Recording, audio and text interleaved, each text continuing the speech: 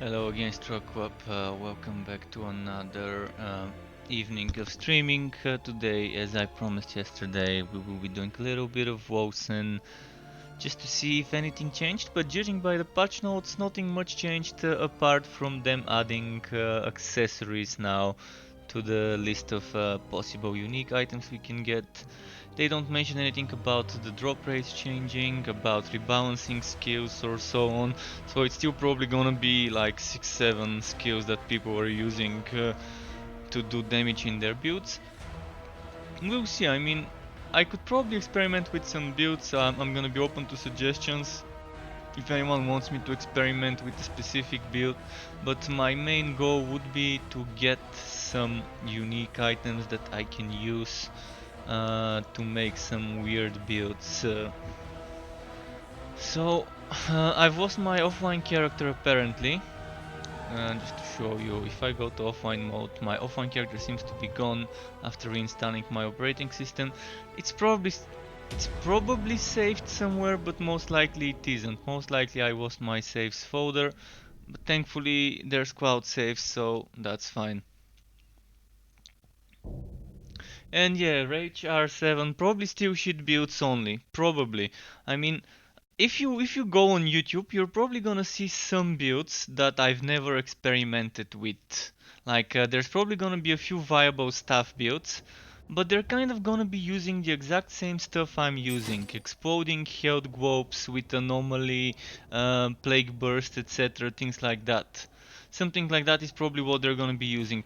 I did experiment with using Tear of Athelio. I did experiment with using other things, but again, the damage from those wasn't that great. There's probably some damage over time builds. I'm sure if you look at it, maybe there's some damage over time builds that do damage over time. Ticks that are high damage. I never got to do one such build fully.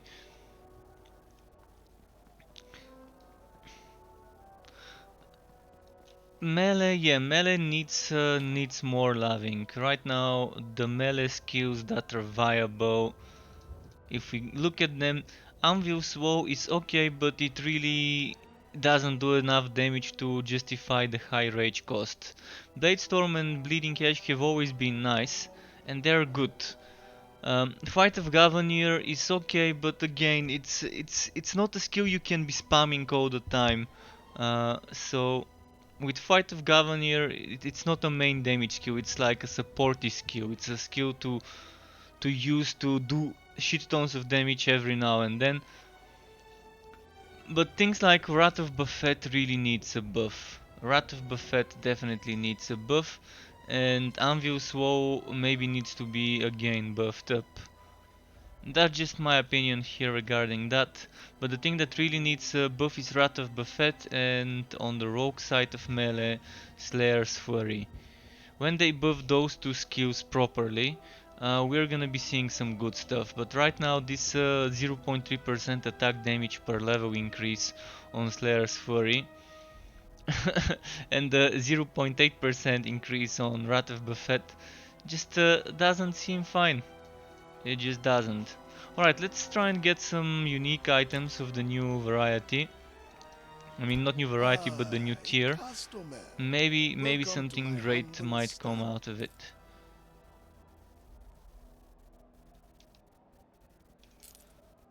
So I'm gonna have to make some storage space later, but for now let's see what's here. Gems. Oh, let's see this one. Kind of a bullshit one. I mean, it's a ring without a built-in modifier. Just a second, I think my volume was a bit too loud. So, what was I farming? I was farming gold the last time I was doing this to try and have enough gold if I see the NPC that sells items. But I was also transmuting all the time. So I'm gonna keep doing this. Our diplomats are And yeah, if anyone wants me to do a specific build, I am open to suggestions. If you even have a build of your own making and you want to see me play it, I won't mind changing if I have the required items. If I don't have the required items, then I'm not gonna be able to test it, of course. Let's do this Abyssal Rift, let's do this for goat, and What can I do for you today? Something from let's the do dark that one. market. Now that's what I'm talking about. Again, Or you if might anyone's lose wondering if why you I'm not seek doing to 187, treasures it's just awaiting not them worth it. there. Doing 187 Nowhere takes else like longer, it. and the difference between 187 and 163, you can see a little bit of productivity difference, which I What really do you want? don't care about, and just 24 magic find more.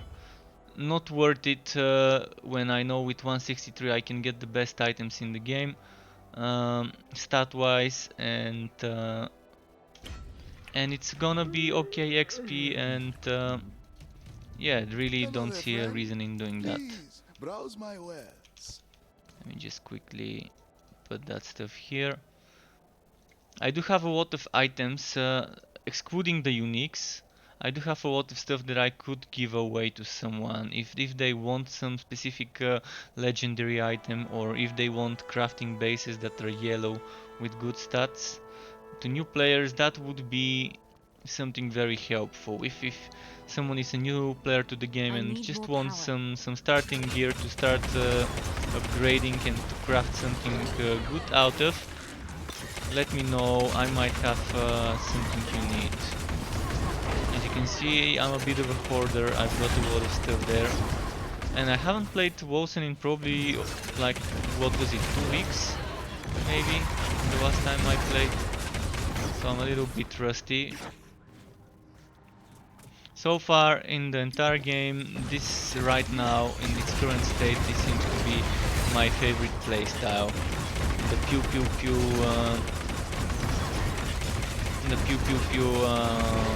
have a corp golem answer. Although I'm only using one golem right now.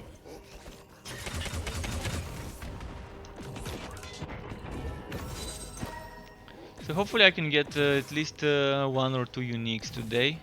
Last time, for 4 hours, I didn't get a single unique item, and then in one map I get 2, in the next map I get another 2, and then 2 maps after that in another map I get another 1 at the end of my stream. So 4 hours without a single one, then within less than an hour getting 5. Kind of shit drop rates, if you ask me, if that's how it is. Shit RNG. Either me being super unlucky or just the game drop rates being bad, and I think it's more of the second case, because it wasn't just a single stream that gave me that experience when it came to uniques. But as I said, you want to see certain builds, let me know. I don't mind swapping. I've been saving up resources. You can see 44,000 affinity, so I can respec a few times. I've got gold as well to respec the other stuff, the attributes if needed.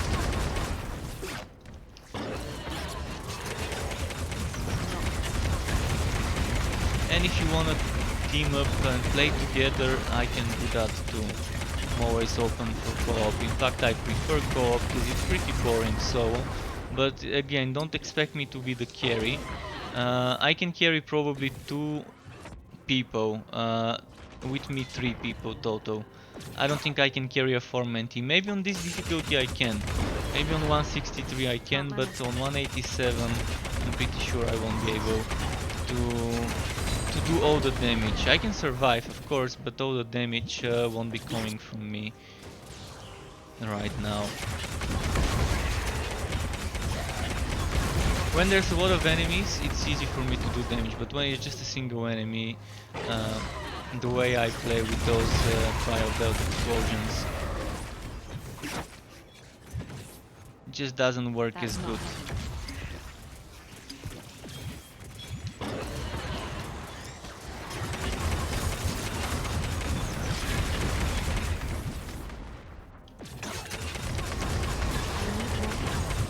And this setup is basically one of the most flexible setups. I've I've played in the game. You can play it with any skill, as long as you have anomaly, and as long as you have the trial belt,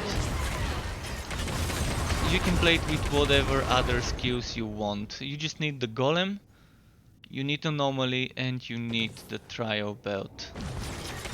But even if you don't have the trial belt, you can use the mark of impurity yourself. In fact, if you have a very good legendary belt, you're better off using that instead of a trial. A good legendary belt would always be better than a trial belt. If you have the opportunity and if you're good at using Mark of Impurity in between your skills. I'm terrible at using Mark. Oh fuck, I out and tapped by accident. Fuck, I can't pause here. Got used to playing Chaos Bane, where I can pause my game when I'm playing solo. I wish that was the case with Wolcen, by the way. When you're playing solo, even in the online mode, you should be able to pause. You should be able to press escape and pause the game if something happens. I don't see a reason why single player solo in the online character cannot pause.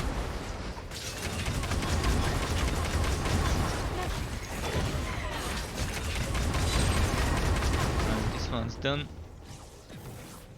I'm just gonna go to the town. I always do a single run because it's faster for the production. If I do 3 runs, I'm wasting potential rewards. Oh, look at this.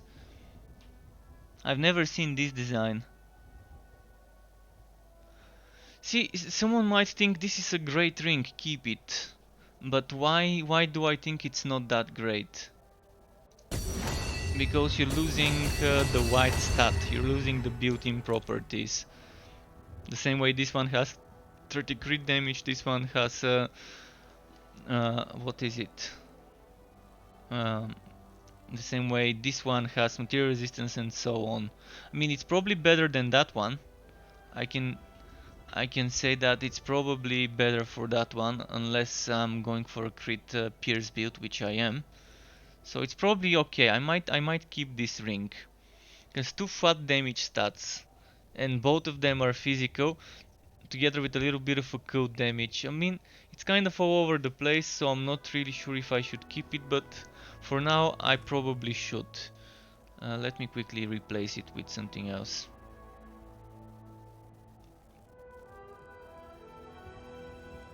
I'm gonna replace it with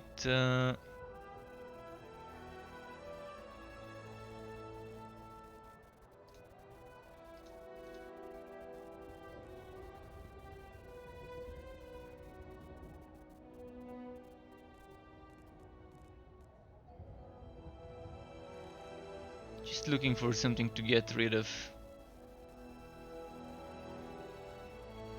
There's gotta be some legendary I don't need.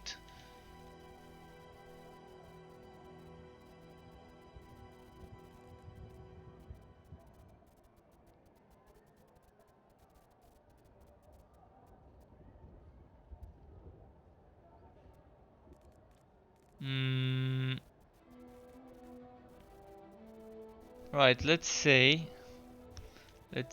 I'm gonna get rid of this. No, this has the perfect sockets. Definitely not gonna get rid of it. Okay, maybe I can get rid of this one. But first, Greetings, my friend. How may I help you?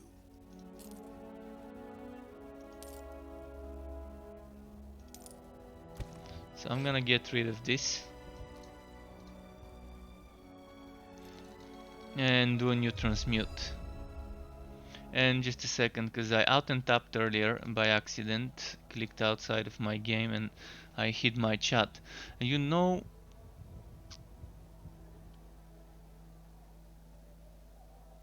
you want me to recommend an Anvil Swow build?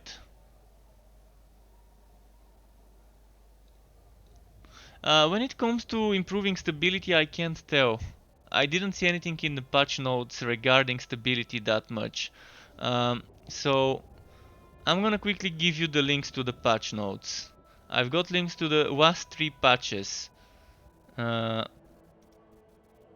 so the last patch, 13, patch 13 is this one.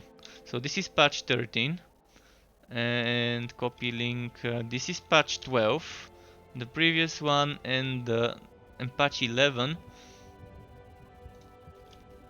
is this one. So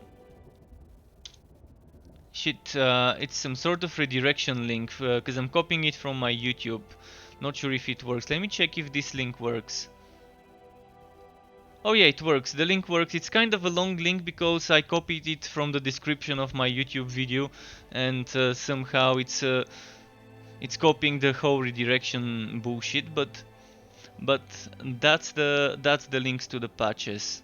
So there is supposedly some changes, some little bits of bug fixes in the gameplay and in the user interfaces and so on, How but did you... I personally haven't noticed It's some only sorts of wrestling. huge changes This or game anything is like that stupid. I'm that sorry you're might cheating. stick Oh, out. come now, give it another try. Remember, you have to skim it off the table. But there and have into the been bucket, animation not straight fixes as into well the in the bucket. previous patch and Yeah, you so on. told me last But the time. the biggest Well, changes come have on, then been throw the damn thing. those unique All tiers. right. That's the biggest Here changes they goes. made the past 3 patches over the last month. So nothing too fancy right now. Alright, what was I about to do? Yeah, transmute. That's why I do single map runs. I don't feel like doing triple map We have runs. a I'm number just of losing a lot of diplomats ready news to embark production on that any way. mission of your choosing. Goat. Should be Goat. simple. Don't expect And anything too... Greetings. Greetings, my lady. let's There are grab caravans this one standing by. Give the word, and as I'll well. prepare a security detail. So yeah, right now I still am not upgrading Anna, my would you castle to the stop? final That stages. will I really never- don't need those Oh, extra final my stages lady. for extra I did not productivity. see you enter. Just a waste of Was there something money. you needed? After they boosted the excuse me. the productivity, You're which I'm here. really How grateful for, wonderful. I don't see a Calibration reason can begin to whenever you're ready. max out all my upgrades. Don't be shy. Mojave has everything a soldier needs. So there's a lot of elemental damage items, What do you and want? that's why right now elemental damage builds might be a thing. So they were missing before items. Do you know how this thing gives me 24% damage, and how this one gives me 37% material damage. So things like those now exist for elemental damage. They were missing. It was a bug. Let me guess. Uh, You want a and contract? items with elemental damage were not dropping after a certain level. So now you can go ahead and focus a build around elemental damage if you want. And it might be fun. This build I'm using right now might end up being pretty nice with elemental damage if I go the fire route.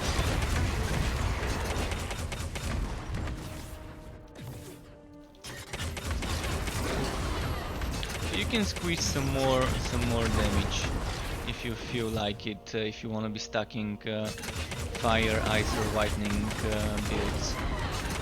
I think fire builds would be pretty fun to do. Fire builds with skills that I can think of would be Tear of Etelio, high damage skill. It can go very nicely with an elemental build. You've got Distinct Plague Burst if you want for damage over time. Then you've got even Bleeding Edge has a fire version if you want to use it for an elemental build. And you've got things like, what was that sacred skill? Sowerfall was it?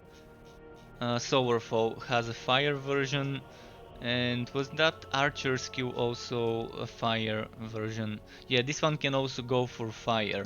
So elemental builds would be interesting to do now. So if anyone has been saving up elemental gear, those are some skills I would suggest you test. Making an elemental build around those skills.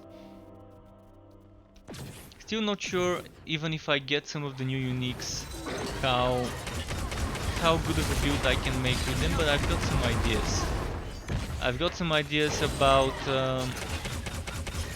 freezing spin to win build with the Quiltuck unique armor and with the unique freezing hammer. I did get a good unique freezing hammer last time I was playing, so now I just need the armor. If I get that armor, that's gonna be 100% crit chance based on the freezing chance that I get from the hammer. Because with the hammer I get like 90-something% freezing chance, and I just need like a few more percent of crit chance, and that's gonna be converted into... It's gonna be good, it's gonna be amazing, amazing spin to win with critting every single hit. And freezing and all of it. It's gonna be very squishy, by the way, because that means I'm gonna be losing like 1,000 throw resistance times 2. So I'm gonna be losing, let's say, 1,146 resistance. This thing I'm gonna be losing it twice if I go for a spin to win with the Quiltuck. It's not possible. And it's probably gonna be something that I'm gonna be using with the two-hander. The problem is I really would need a two-hander that gives me Livor Mortis, a good two-hander with Livor Mortis, but I won't be using a good two-hander with Livor Mortis, I would be using the unique two-hander. And that's where I would be super squishy with that setup. It would be super squishy to do shit tons of damage, but it would die easily. Because I won't be using a shield and I won't have Livor Mortis, because it's gonna be a hammer. But I wanna try it. This is some sort of a weird build I really wanna try. It's not possible. I've always wanted to try it, I just never felt it was worth trying it until they added the new tier. And even then, even with the new tier of uniques, legendaries still seem to be better than most uniques. And mind you, I'm saying most, not all uniques. I think there are some uniques that are great now that they've been boosted.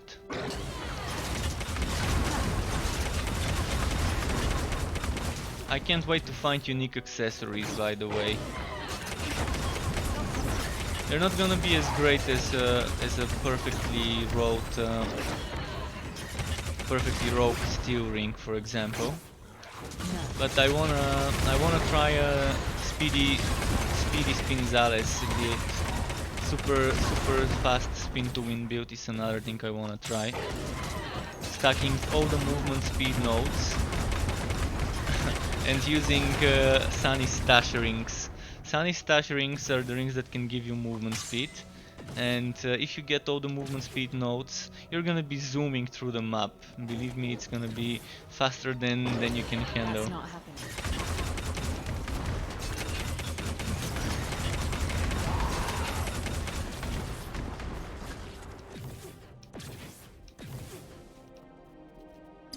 I'm not sure whether there's a soft cap on movement speed. I'm hoping there isn't some sort of a cap and I can experiment with it. But that would require me getting not one but two Sunny Stash rings of the new type. If they were even boosted. Let me quickly check something. I'm gonna go on my browser and see the patch notes. Sunny Stash... No, Sunny Stash did not get changed, so it's still only level 1 required for Sunny Stash. So Seal of the Arbiter, Sargraneris, Thirst, Seven Sister Pact to Malice, Wacky Belt, Three Crowns Brooch, Mark of the Black Staff, Paradox, High Potency Neural Cord, Lex Filianis, Searing Reverie, Void Forge Endeavor, The Trial and Shadow Call are the ones that got boosted. Well,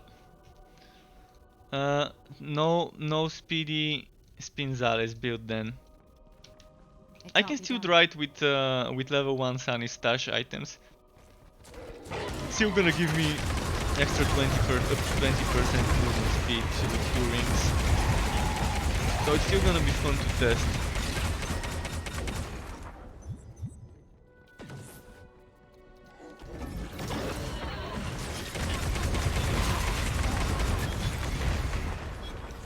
chest. Oh, and one of those things.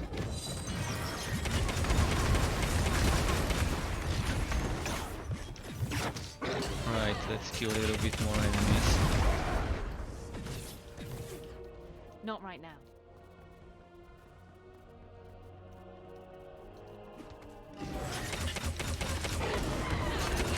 I can't. And let's keep pumping.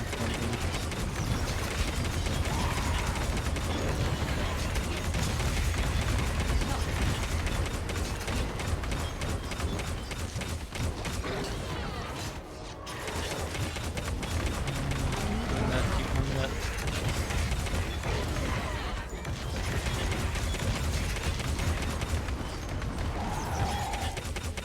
I keep forgetting to drink my rage potion. Kind of been out of commission when it comes to Wolcen in a long time. So still so rusty when it comes to using the build, using the correct rotation.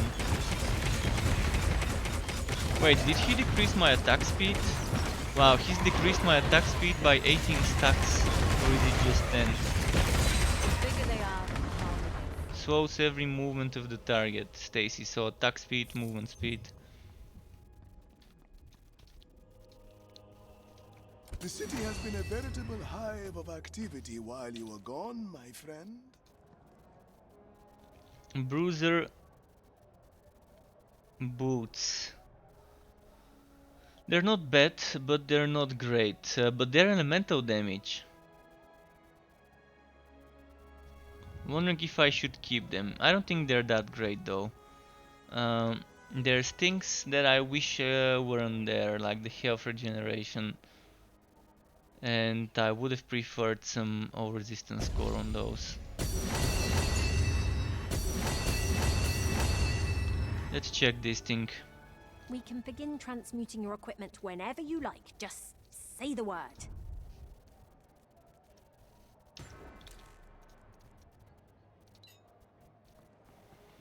So let's see here. Your patronage is By the way, if anyone appreciated. needs some of the things I'm selling, I always say that when streaming.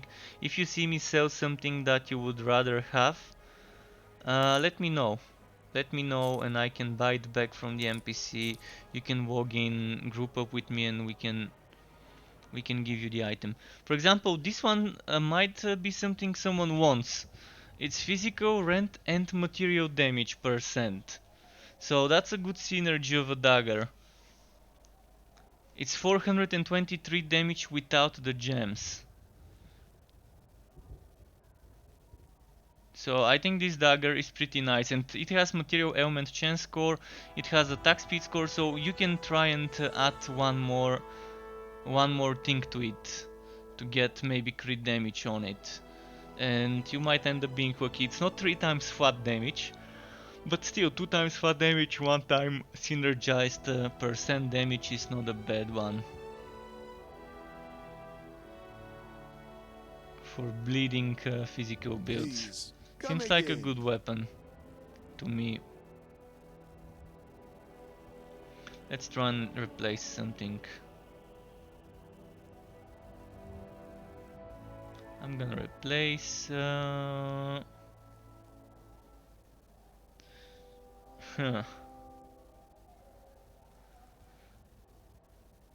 normally.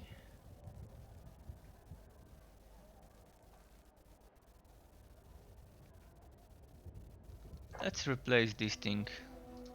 Greetings, my friend. How may I help you?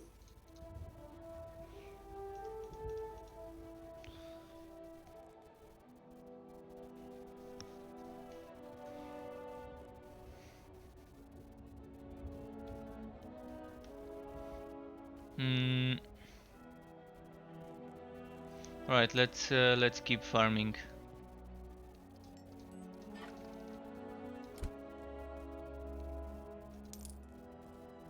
But I do think right now the player base of Fine Wolcen item. is Thank the you lowest it very has been much. since it launched in the past month. Definitely a huge decline in the player base and the interest in the game. Nevertheless, as you know, after every patch, not right away, but eventually I do return to check how things are. Back for more? Let's get Happy some to be more of service. gold here. There are a number of missions being considered. Take a look when you're ready. Weapons. And We can begin transmuting did your I start equipment whenever. transmuting? I did. Seeker expeditions. Accessories and I thought maybe you were mage the other armor. thing I do.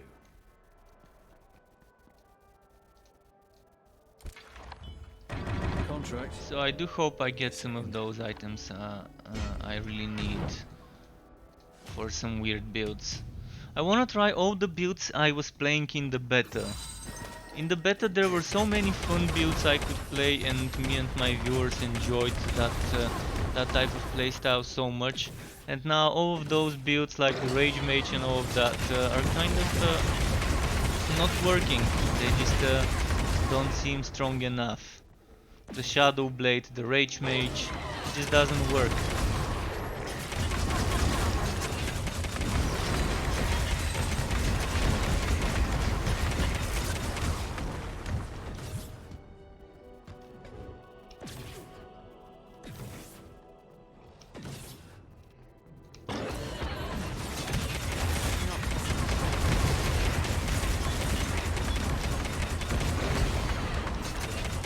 And Minecraft Dungeons is coming in 3 weeks from now. 3 weeks from now I will be streaming Minecraft Dungeons. Hopefully some of you would be able to join me and play the game with me. If you like the genre, I think it's gonna be a breath of fresh air if you can handle the Minecraft aesthetics, the voxel design. I really don't mind it. In fact, I actually enjoy playing a little bit of voxel games every now and then. I've played quite a few. I've played things like Trove. So I think Minecraft Dungeons would be the ARPG that might hold me playing for a while. If what I've seen from the beta is an indication of what the full game would be when it launches, then kind of setting my hopes high. I hope I don't end up getting disappointment, because that's the thing about setting your hopes high. You might end up getting disappointed. So let's see. The game is not that expensive. I mean, the most basic version is just 20 bucks. The cheapest, not the most expensive, the cheapest version. The most expensive is 29 bucks, I think, the Hero Edition. Can't manage that. So right now. it's a reasonable price to get Minecraft Dungeons. It's not your 50-60 bucks game. Definitely half of that. So if someone was looking for a new ARPG hack and slash to play, to get some wood, to do some dungeons, bosses, farm some stuff, and have fun along the way, I think Minecraft Dungeons would be the title in the next few months that would be worth playing. Of course, if you have access to the Torchlight 3 beta, this is the thing I would really recommend. Torchlight 3 right now is in a very interesting stage in the closed beta. It's still invites only, and it's still non-disclosure when it comes to content, so I can stream and share my adventures in the world of Torchlight. I can't do that. But right now. if you have access to it, or if you have a chance to get the key from the official streams, and you like the world of Torchlight, definitely Torchlight 3 would be my suggestion. But if you don't, Minecraft Dungeons probably would be what I want to suggest to people to try if they are looking for something new. Can't manage that.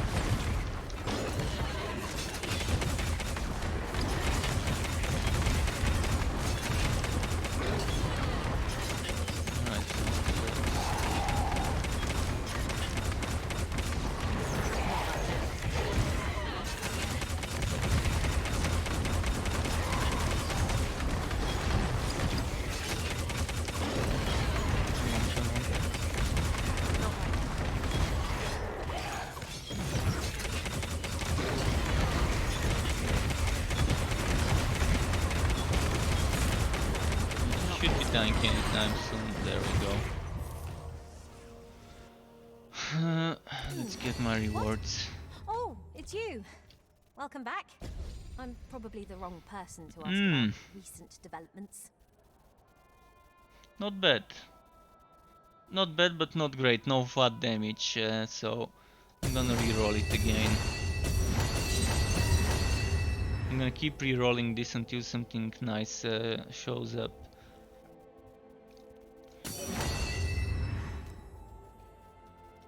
Hey there. Got some stuff that's not really serving a purpose. Throw it in the forge. Let's see what happens. Greetings, my friend. How may I help you? Still on the lookout for good yellow items, by the way. Something that's worth upgrading. Which reminds me, I think I've got a few items I still need to upgrade. Let me check.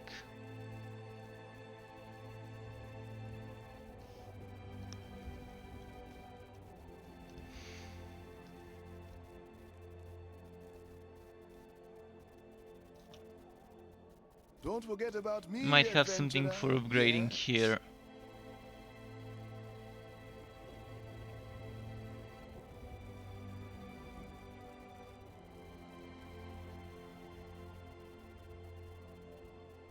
Wait, why am I saving this? This is a shit item. Alright, I could use it for reforge, I guess. This is another shit item, even though it's level 139, which is a shit level. It's 3 flat, so if anyone wants it, they can take it from me. I don't really need it. I guess I've been saving it in case someone is a new player and wants some starter gear. Probably the same goes for that one. Alright. I want to upgrade some bruiser items.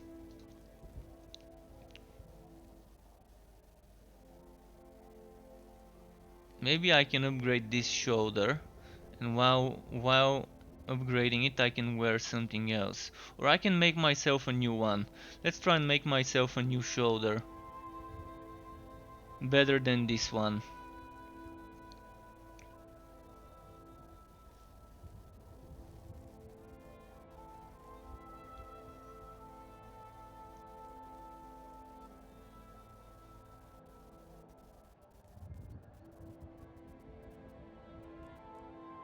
So which ones do I wanna take? I'm gonna grab this and this, because I've got a lot of orbs and I need to get rid of some.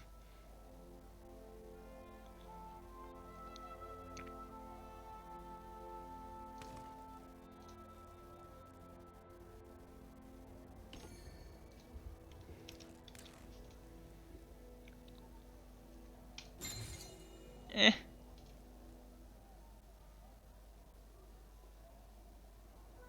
Actually, not liking this one that much, so let's do entropy on it first. I've got plenty of entropy orbs, so might as well reroll a bit more aggressively.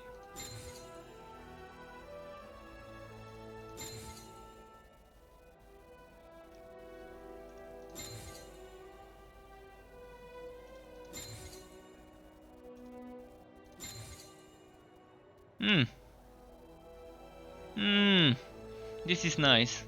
So if I can get HP, flat HP and flat resistance on this item, it's gonna be great.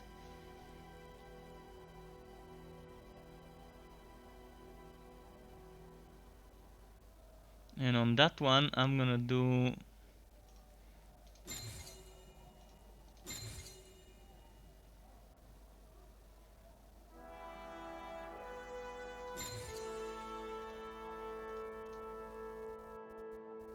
that's actually not bad. Alright, so I've got 2 items to craft. I'm gonna start with this one.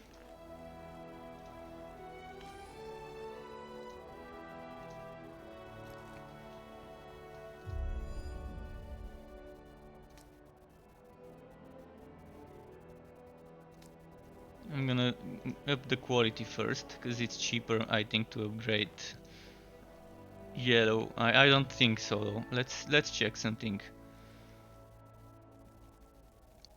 Is it cheaper to upgrade yellow, or is it cheaper to upgrade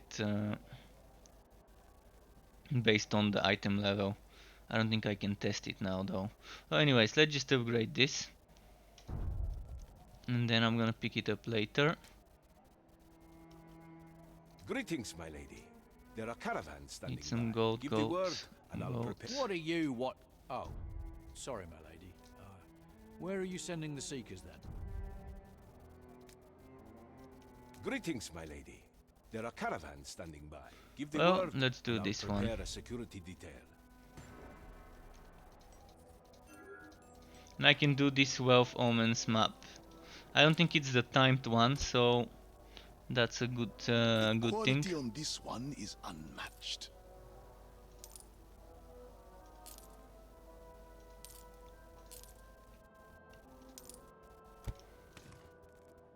I've also got this map. But this one is limited time and I'm not on the build to be doing a limited time Omens map. If I had someone with Bleeding Edge or someone else that can burst kill them, and if we actually were 4 people, it would have been better because we can split up and just start killing shit. I think what should happen in those limited time maps is, if you end up leaving the map, all the drops should get teleported to the town with you. All the drops that are legendary and unique on the ground, Let me guess. You want a without the contract? yellows and blues and whites. Oh Take your fuck, time. I forgot to add the map. I'm going for a nap. Well, this can be changed.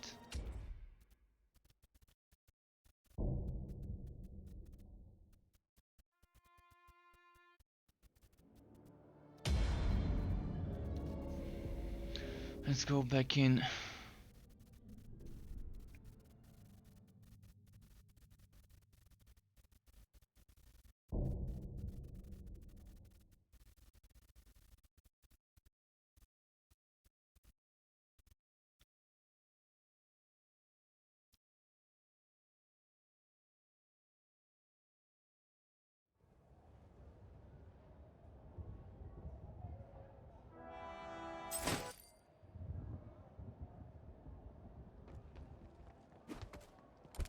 Welcome to the Purple Phoenix. Okay, this is what I wanted to do. Pick me up a souvenir.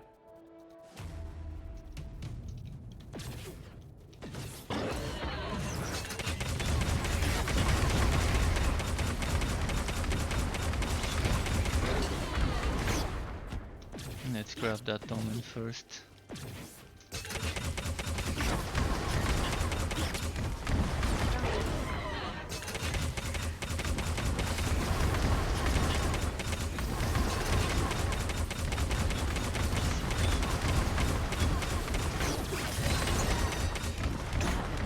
Alright, we got an axe.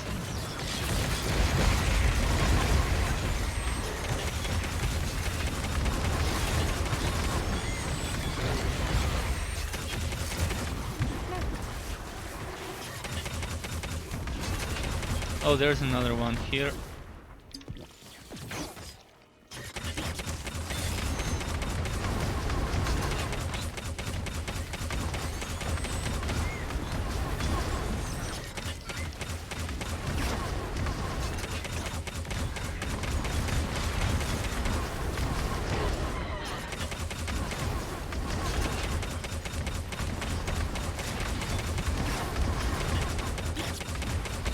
Fuck, I can't catch it.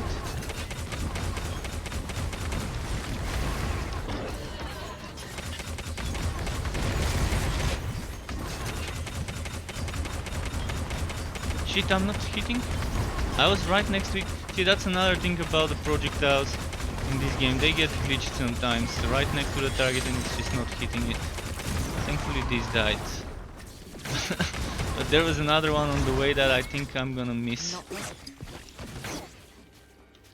Because I think it got triggered. Where is it?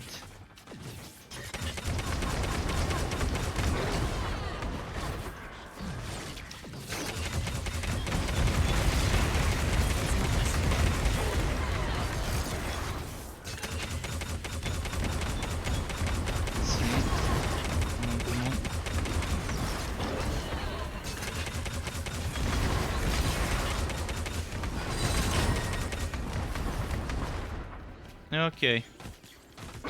There we go. So there's an NPC that sells unique items.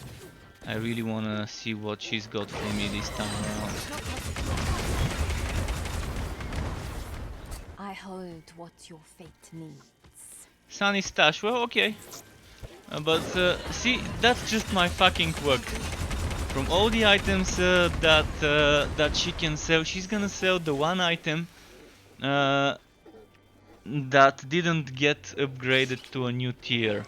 That is still required level 1. It's just fucking bullshit.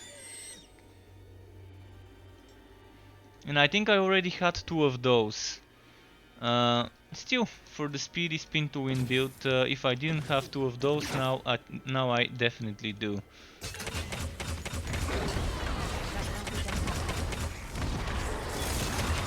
So for a build, if you want to max out the movement speed, that's the ring you need.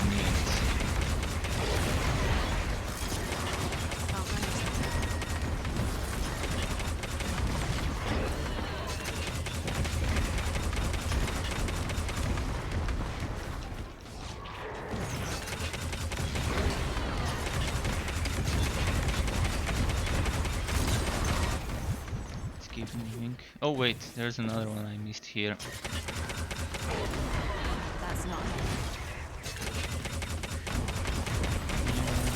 Nice.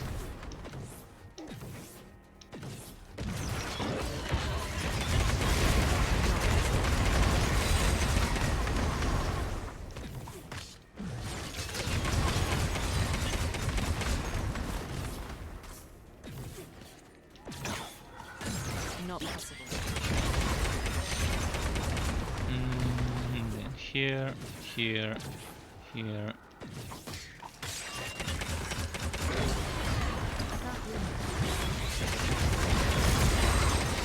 Those are done.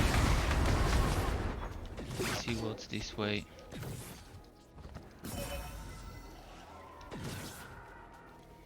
Even when this map is finished, I'm gonna still keep looking for omens. I wanna make sure I've checked every corner of the map.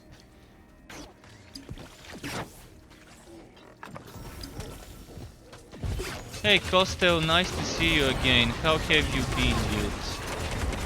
Have you been enjoying, was it Guild Wars 2 that you've been playing, or I'm not sure. I've been seeing you online in my friends list. Well, not still actually. I'm not still with this game. I haven't played it in 2 weeks.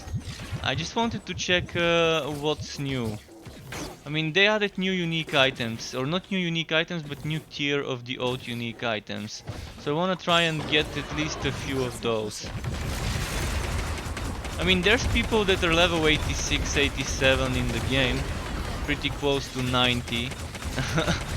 You can see I'm still level 81. I've not been playing that game that much. It's just so badly balanced right now. It's not really that fun to play it. If you play it every now and then, it's okay. But until they properly rebalance everything, I just can't recommend this game to anyone right now, unless they just want to play it as a single player game without the end game. If you ignore the end game and just look at it as a story mode game, it's not bad. It's actually pretty good. Not amazing, but it's good when you play it as a single player game with just for the story. But for the end game, it's definitely shit right now. Yeah, you can have some fun times, but eventually you're gonna see how limited your options in regards to making a build are. You're gonna see how bad the rewards in the game are when it comes to finding certain items. And the worst thing of all is they showed us a middle finger with the last 3 patches. They added something like this. You see, this sword says required level 60. So it's a new version, new and improved version of Rygard's Hope.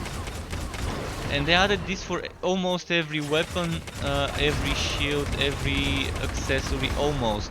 Like, some accessories didn't get changed. Like, a perfect example would be this one. This one is still required level 1, but this one is required level 60.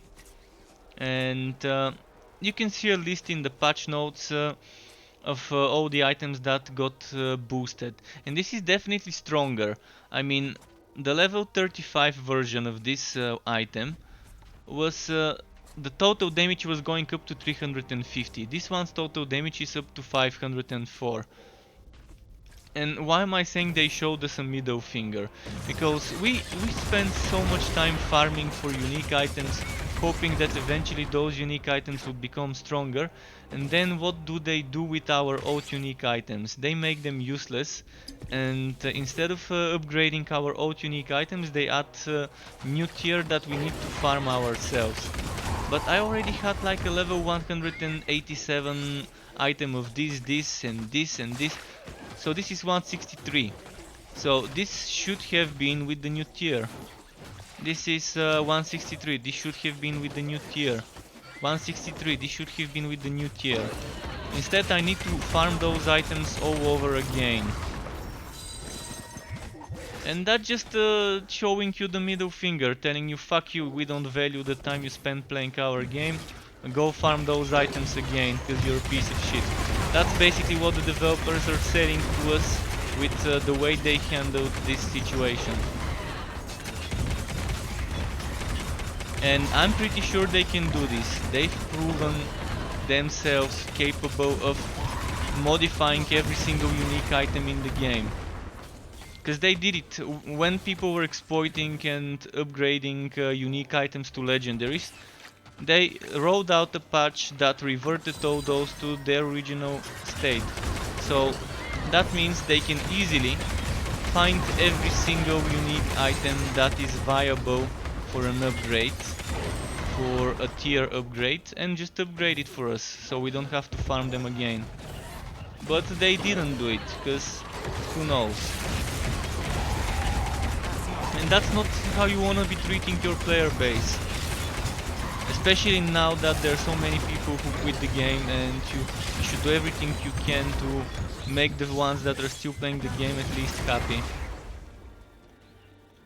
You've bought a new world and a monitor from that game. Oh, nice. How is New World? Was that a BR game? A fantasy BR game? Oh, you've sold items to people for cash. I'm not a big fan of people who do that, selling in-game items for cash. So you probably shouldn't be telling me that. But okay. In fact, I'm totally opposed to people making real money from selling items in-game.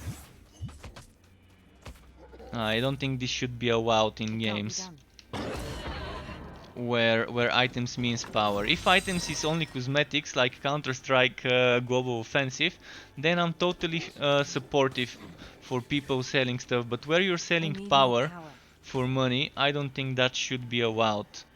If you're only selling skins, fine, sell skins. Make money, sell skins, that's perfectly fine for me. So has a sense for such things.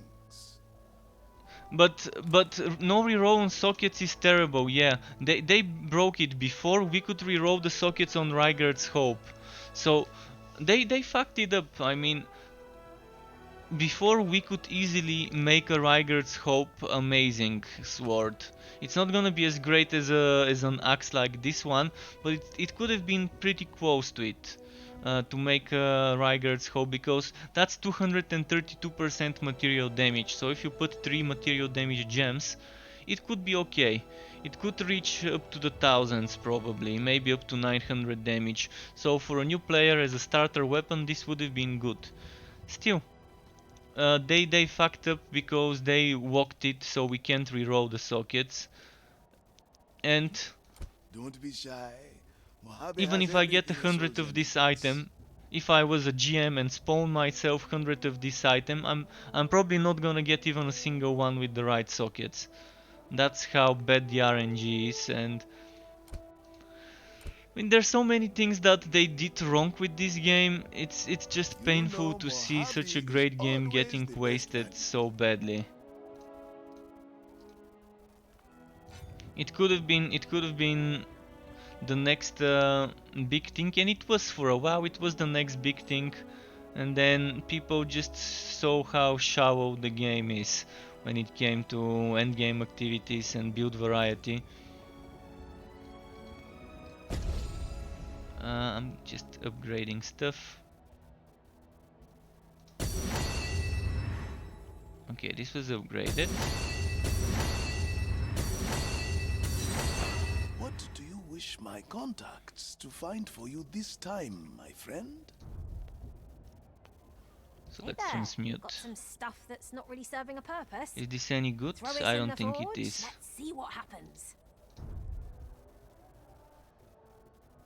We have a number of But yeah, detachments ready I to just embark on feel any like mission returning of to your this Are you game looking at me? every time Of there's a course you patch are. just to see Got if plenty it's of if it's missions any to choose better. from. Right now, it's same old.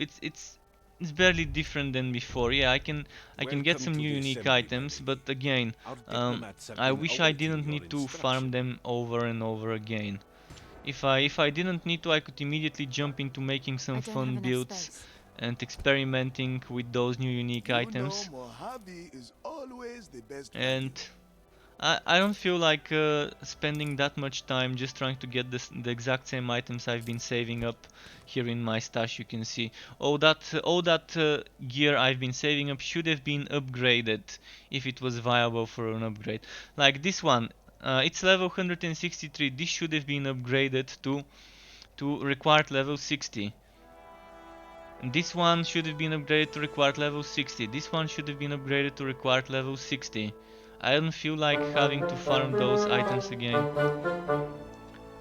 I'm not what's happening. Is someone hosting? Thank you for the host. If it is, thank you very much. Really appreciate it.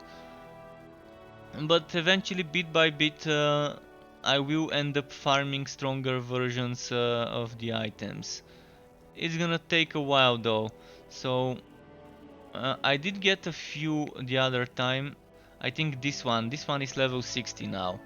So this is the new version of this helmet, but it's rogue. Rogue items and sorcerer items right now are kind of bad. Kind of really bad. So another thing that they really need to rework is the whole armor system. The armor system is What are you broken, looking and for? regardless A how new much weapon, HP and perhaps? force shield you've got, if your resistances are 0, you're gonna get one Welcome shot. to the Purple Phoenix. That's kind of... it actually rhymes, it even rhymes. But it is true. It is true, you want That's all not happening. resistances, so... Bruiser and Heavy is the only good stuff right now. Oh shit, my headset needs to be recharged. I'm gonna have to do it after the boss rush. So if you hear some pew pew pew sounds, it's my headset. I'm gonna plug it in just in the finish the boss fight. Wait, oh no, I'm doing a boss fight that's gonna take forever. Is it material shield? Material and elemental shield. This is gonna take forever because I don't have much stuff to exploit around him.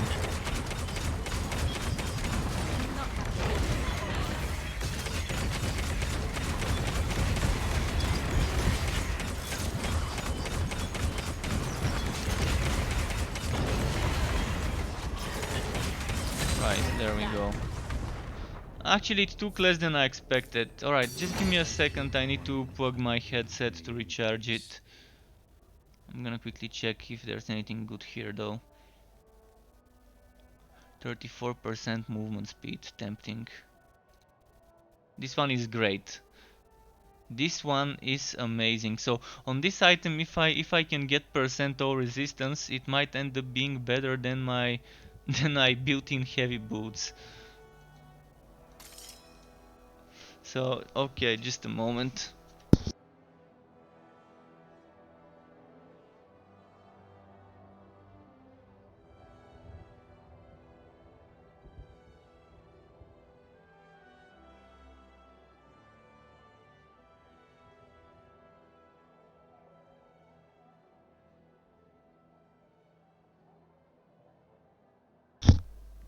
Right, plugged my headset for recharge. But yeah, I'm also looking for a new game, and I bought Minecraft Dungeons. I was telling my viewers, whomever was online earlier, that I bought Minecraft Dungeons, and 3 weeks from now, the 26th of May, is when Minecraft Dungeons launches. If you don't like the Minecraft aesthetic, it's not the game for you. But if you like voxel graphic games, you're probably gonna enjoy it, because it's your Got everything you need? kind of more casual, fun hack and slash ARPG. There's been a lot of content on YouTube for Minecraft Dungeons over the last few weeks, because there's been a beta without a Quality on this non-disclosure one is agreement. So unmatched. everyone who managed to get into the beta was able to stream, make YouTube videos, etc. I didn't get invited to the beta, so it's not a game that you can buy access into it. Even though I pre-ordered it, I'm still gonna have to Your wait patronage is for the launch of the appreciated. game. But it's only 3 weeks left, so if you wanna get hyped about a new game, that's my suggestion right now for all of you ARPG fans out there.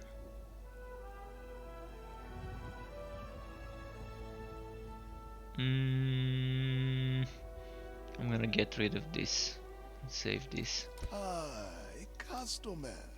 Welcome to my humble stand. Wait, did I? I didn't. What can I do for you today? Oh, Perhaps something from the dark market.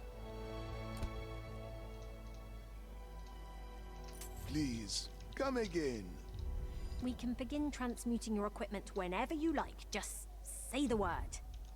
what happened to my bracelet?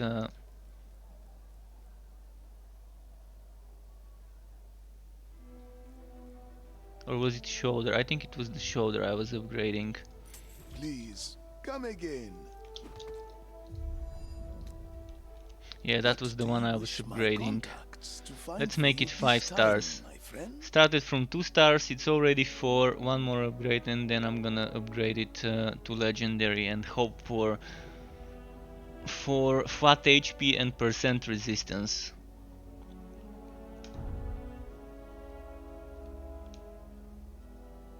Where are you thinking of Anything sending the with Seekers goat today? here?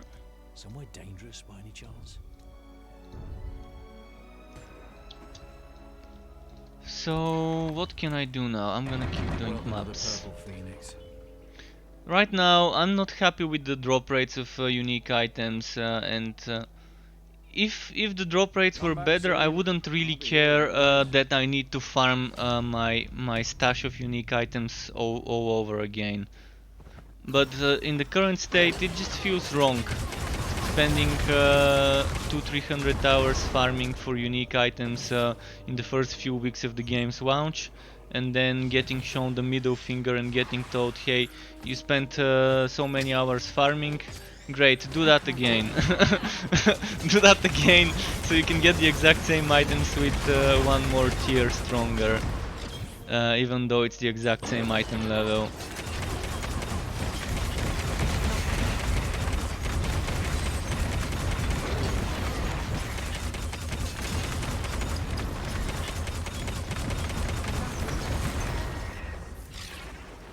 Okay.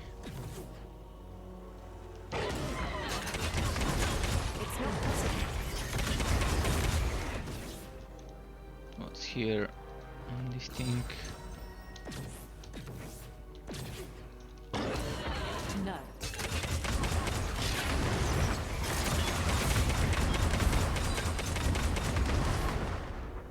I need more power. But I'm pretty sure elemental builds would be very fun now. If I do get if I do end up getting some amazing legendary items with elemental damage, I might try changing my setup to something more elemental oriented.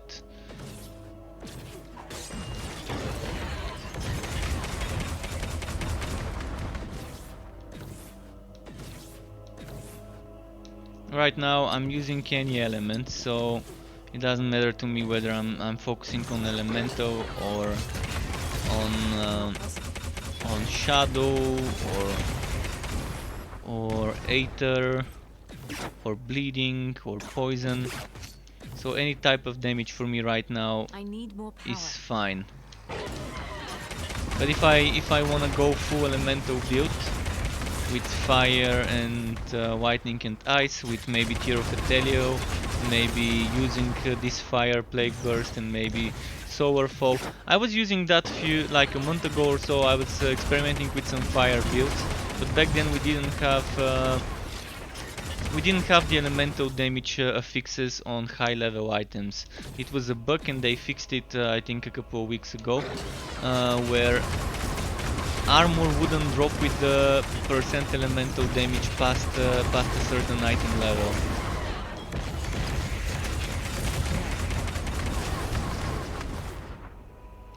Just the amount of bugs that this game already has fixed is amazing, but there's so many more. It's not the bugs that are annoying for me, it's the lack of variety.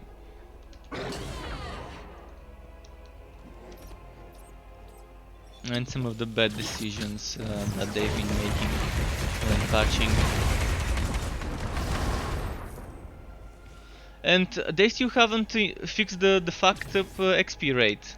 See, there's people who still haven't reached level 90. There's people who have been playing since day one on launch and they're like level 86, 87. Some people that spent a few hours every day. I'm not playing every day, so I can be compared to those people. That's why I'm level 81. But I can tell you, if they don't fix the XP rates when this game adds seasons, many people would quit seasons before they've even started playing the season. So if they really want to be adding seasons in 2-3 months from now, they really need to make sure the leveling up is faster. Because you're gonna be losing the progress each season once the season is over anyways, one way or another, when you move into the new season with a new character. So I don't see a reason why everything should be super slow. If it takes 2-3 months for someone to max out a character, it's definitely not gonna be fun. Alternatively, they can change the maximum level to 80. If they change the maximum level to 80, I'm really not gonna be bothered by that level 90 limit being there, by not being able to reach it. To get a build with all the skill nodes and all the points we can get. But knowing that there is a level 90 and knowing that someone who can know life more than me can get it much faster, doesn't feel really great. Knowing that I have to know life to get level 90 quickly, to be able to experiment with maxed out builds. And right now, I think the only people who have level 90 are people who are using some sort of cheats or whatever it is on offline characters. Take your coin and leave me in peace.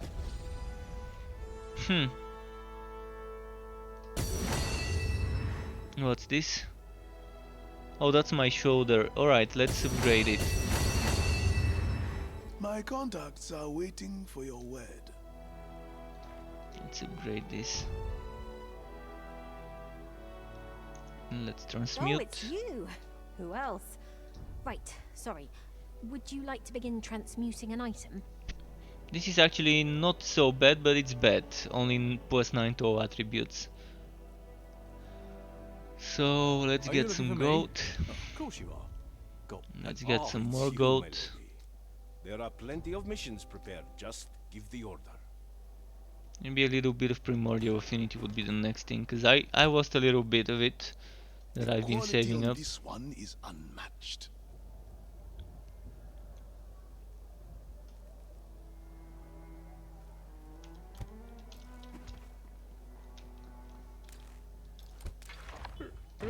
Alright, let's go. So far, not a single unique drop today, and it hasn't been dropping much legendaries either. So it seems like the drop rates today are worse than before. Maybe just my RNG this time is bad, but before I was at least getting some legendaries every now and then. I think I've only looted 3 since I started. Hey Root Foxes, nice to see you again. Thank you again for sending me your Borderlands 3 saves yesterday, the Muse. And I sent you an archive of my Chaos Bane saves. I'm not sure which number which character is. I can tell you the first character should be my Bragi, and the final two should be my two Kivas. So the final one is definitely my Wobby Kiva, which you should probably ignore. You might want to back up your current saves and open mine just to see which one is on which number, and then just copy over the ones you think you need and rename them. You can also do the same with the stash. You can do the same with my stashed items if you want them, but all of my stashed items would be legacy items, most of them. Not sure how helpful a legacy item would be without good counterattack damage or without health drain, but it might end up being okay. A green item is still most of the times better than a good road or average road red. There are in few cases you would prefer a good road red item to a bad road green in Chaos Bane, but not that many cases. Mostly when it comes to weapons and rings is where this would apply. And gauntlets.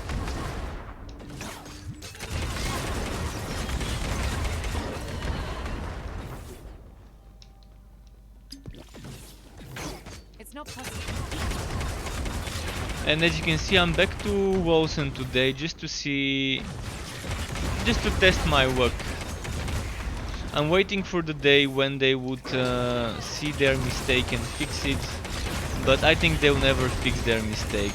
Those developers definitely don't care about the player base. They care about the game, but not about the player base. They've proven it to us over the past 3 updates that they definitely don't care about us as players of their game. They're trying to make the game better, but Not right now. they're missing the core reason why the game needs to be better.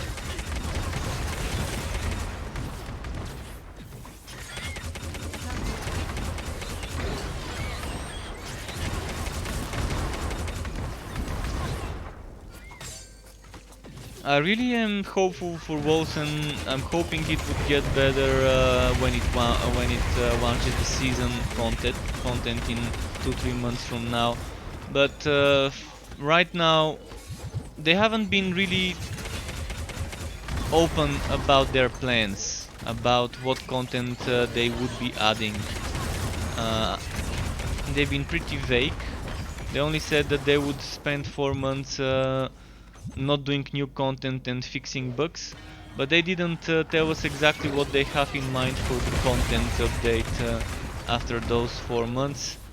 And they're no longer using their old Trevo board as far as I know, so there's no way to see what they're working on, what their plans are for the future, what bugs they're fixing right now and all of this.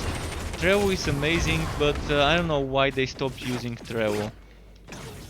It was great because ever since the early alpha days the developers used to use Trevo, and I can hop onto the Trevo and see, oh, they're fixing this bug right now, oh, they're working on this content right now, oh, they're adding that map soon and things like this. I can no longer see this for that game. And I'm starting to think that things might not end up turning out good when the game launches its season.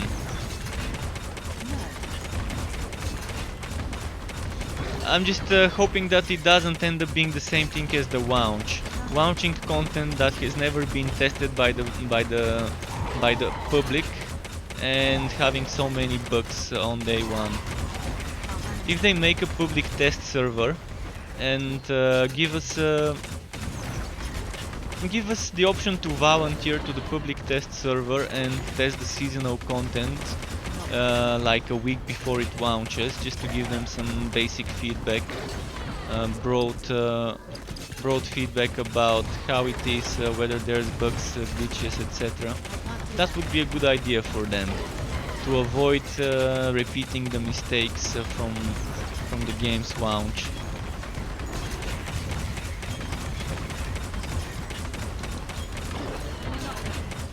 But Wolcen still feels the same as before. Nothing really changed much over the past few months. Besides some minor bug fixes and My lady, there have been some developments in some your bad absence. attempts at rebalancing. Hello there, friend. But Please, browse again, my I'm gonna say it wares. again, elemental builds should be, in theory, more viable now. You have a good eye.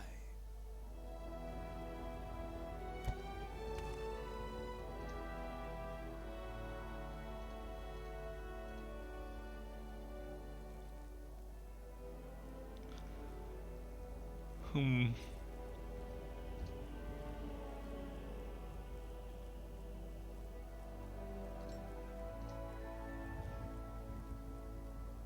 I wanna do a spin to win super speed build, like I used to do in the beta, with 2 sunny stash rings.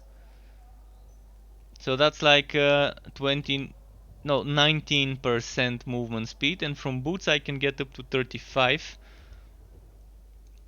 So what's that? 54 movement speed. And if I go into the god skill, not god skills, but passives, that's 1, 2, 3, 4, 5, 6. So that's another 30% movement speed. So I can get it to 85% movement speed. And there was some more movement speed somewhere here, if I remember correctly. So 80, let's say 90% movement speed is what I can get. And there must be some more movement speed somewhere. Was it here? Movement speed. Was it here? Pretty sure there was some more movement speed somewhere. I just can't. They really need to add search option here. I mean, we have some tools, some websites online that have an option to search throughout the nodes.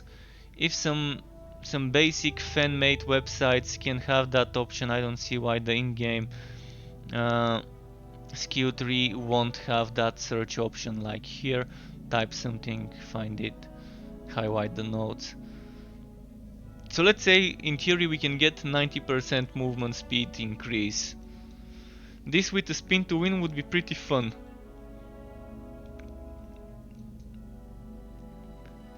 Yeah, I'm not seeing any more movement speed. I'm probably missing something. But yeah, 96% movement speed just from 2 rings, boots, and passives. It's gonna be fun to test it. Not gonna do it right now. Maybe the next time I play. But it is on my to-do list. Oh, look at this. Fire whitening plus percent elemental, then there's maximum HP, then there's spell critical chance and occult ailment chance. Actually, I'm gonna save this ring. This looks like a keeper ring.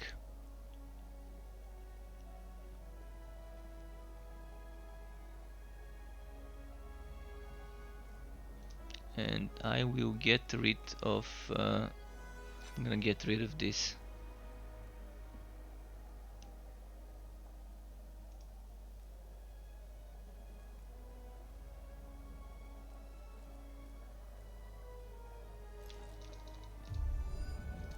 Huh? What? Yes, yes. Oh, actually this is level 103. I wasn't sleeping. I shouldn't even be transmuting this sleep. shit. Okay. The forge, of course. That's what you're here for, isn't it? I'll get ready.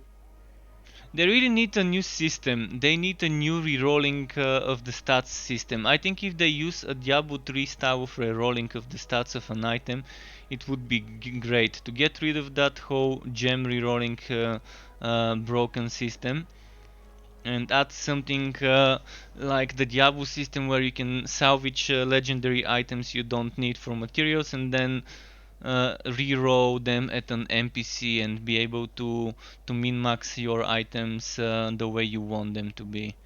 Something like that. Every single Wooter game needs such a system. Borderlands needs such a system. This game needs such a system. Chaos Bane needs such a system. Or I'm just looking for something that I don't need to transmute.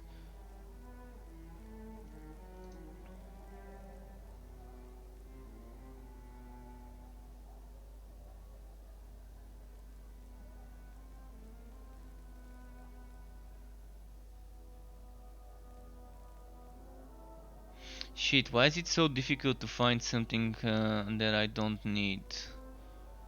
Maybe this one?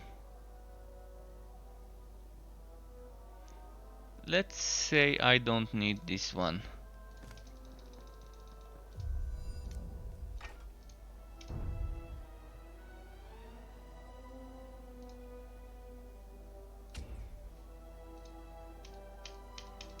Oh, Buck, I can't click on this. You're probably hearing me clicking here. It's not working. Great. If I click here, doesn't work either. Amazing. Who the hell did this? Let's see. Oh, it's you, my lady. There are plenty Golden of missions Primordial prepared. Affinity. Just give the order. Oh, it's you. I was Goat, just resting my eyes. So, Warrior what'll it be? Armor, and we're good to go. Let's keep trying to get Let me at guess. least one unique Contract. today. Yeah, last time I played the game, if you remember, 4 hours without a single unique drop, then in the final hour I got 5. Which Pick me was up a 2 in one souvenir. map, 2 in another map, then I think I did 2 maps without a drop and then another map with another drop. That's not So maybe something similar would happen today. Not getting much drops until the very end of my stream, and then getting cheat taunts at once.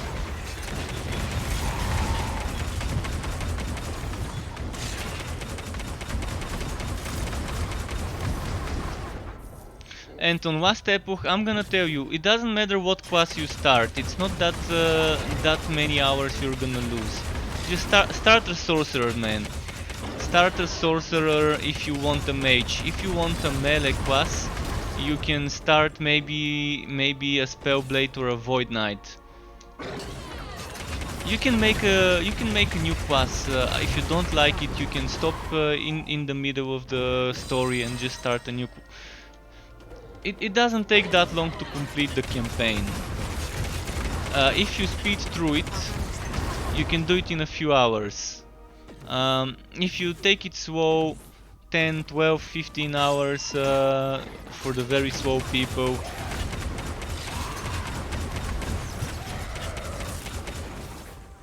If you want something that's gonna kill things easy, I think the sorcerer with glacial spike would be amazing, because it has a lot of damage. You just need to remember to try and get glancing blows and dodge rating for survivability. Otherwise, at one point things would get difficult.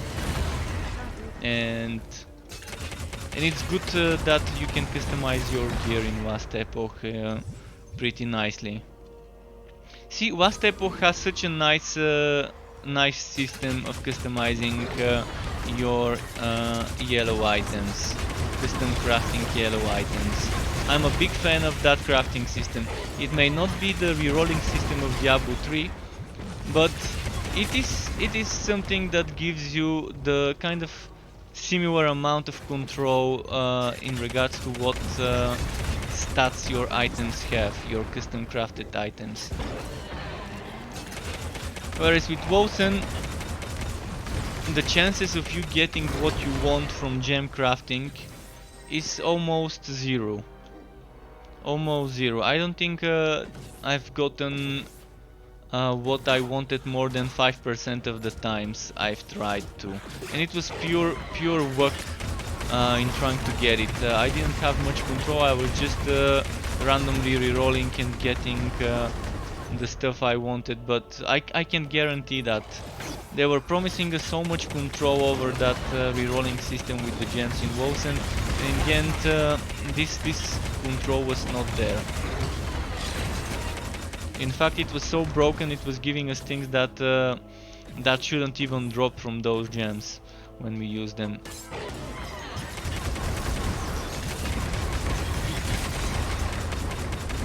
And I'm excited about the new patch of Last Epoch, if what they're saying is really true. If they have removed 70% of the game and optimized it. And there's gonna be new chapter to the story as well. There's gonna be new enemy types, some sort of siren, and then there's those flying fire enemies as well. So there's gonna be water and fire enemies. When that is, I cannot tell you. They haven't said exactly when it is, but they've been previewing it, so it's probably pretty safe to say within the next couple of weeks sometime. Probably next week, but maybe 2 weeks later than now. We'll see. I think 1 or 2 weeks from now is a safe bet to say for the new chapter, chapter 8, the new boss. There's actually even some trailers of that that new boss, I think, released. It's gonna be some sea monster, some sort of maybe kraken type of enemy. I definitely didn't want to spoil myself, so I've not watched the trailer.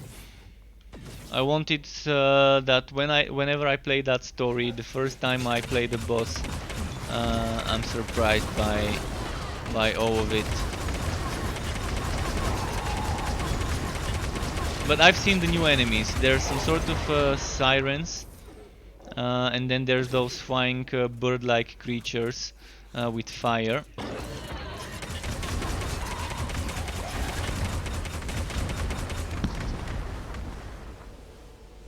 And there's gonna be a lot of water. A lot of beaches and stuff, probably.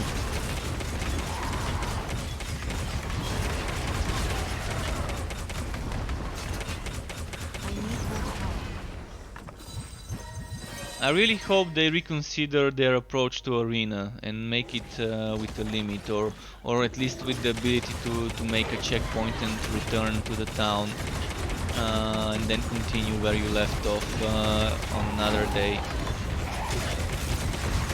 Because it's just so fucking boring right now, the way they did their competitive aspect in Last Epoch. It's just plain out no live competition. Who can stand doing the same content for the longer amount of time? Yeah, it's also testing their builds, but eventually at one point it's not about whether your build can do the content, but whether you can handle doing that content before tiring yourself out. And it's not how survival modes should be done. I haven't seen anyone doing survival modes better than Grim Dawn so far. Having points, deciding whether you want to use those points to spawn buffs and other goodies, such as towers, or whether you want to keep making points and save them to see if you can get a better score at the end, and having an end, along with checkpoints which you can unlock to start from. The first time you reach them.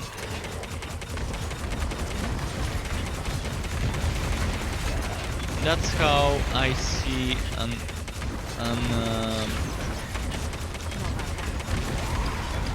not endless, but a survival mode done the right way. Otherwise it's turning into Diablo 3's rifting, competition for who can know life the most. Although in Diablo 3 at least you can come back later and do more today. Whereas with Last Epoch is once you start the arena you cannot leave until you're done. And that might be a bit too boring, like spending 5, 6, 7, 8 hours just doing the same boring content, it's kind of bullshit. Don't forget about me, adventurer. Yes? Well, this didn't end up being good. It just didn't. This, on the other hand, is not that bad. Still could have been better.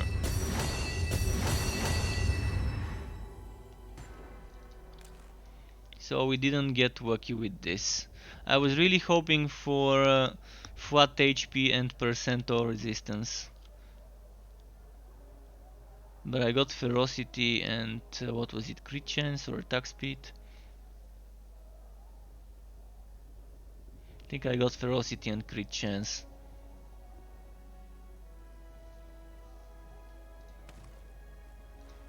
I'm gonna keep it in case someone wants it.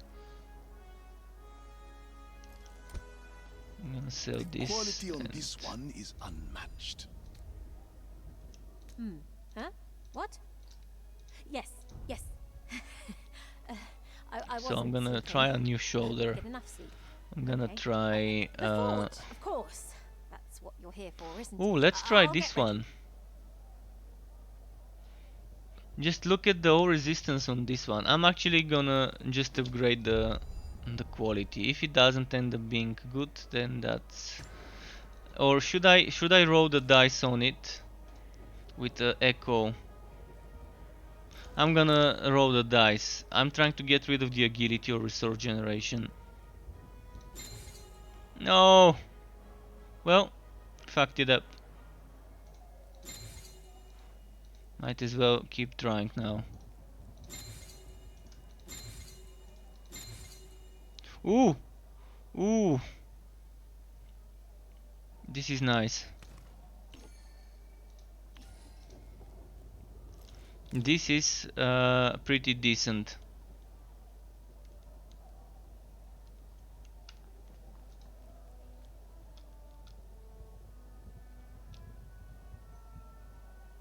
I'm not sure I'm gonna be able to beat this shoulder, but we can only hope.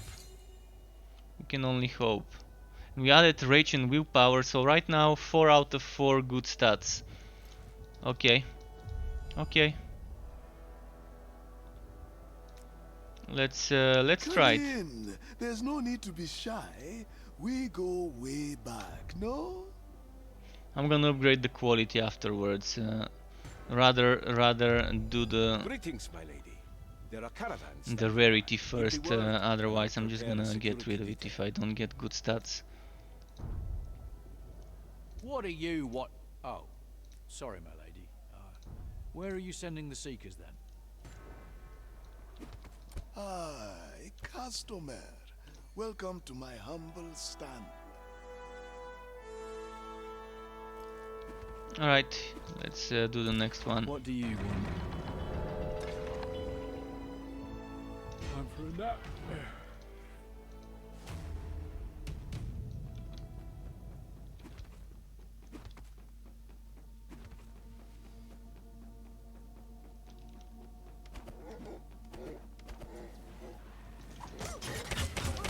Let's see. But they've been fixing things in this game bit by bit. I think they're sticking to some sort of a roadmap, a plan. The thing is, we just don't know what that roadmap is. We can't see that plan. Can't manage that. And maybe what I'm saying the game is missing, they're actually planning on adding it eventually within the next few weeks or so, but right now I can only say what I see is missing in the game. And I can only say that the way they handled the past few patches is terrible. It's definitely a slap in the face. I like to say this, it feels like they spat in the air, then with the back of their hand they caught the spit mid-air and swapped it on my cheek. We call this the gypsy swap in my country. I'm not sure if that's a racist term, but that's how they call it when they swap you with the back of the hand. A bitch swap. I think it's called a beach swap in English, so let's call it a beach swap. So they spit in the air and then they catch the spit mid-air and beach swap it on your cheek with the back of the hand.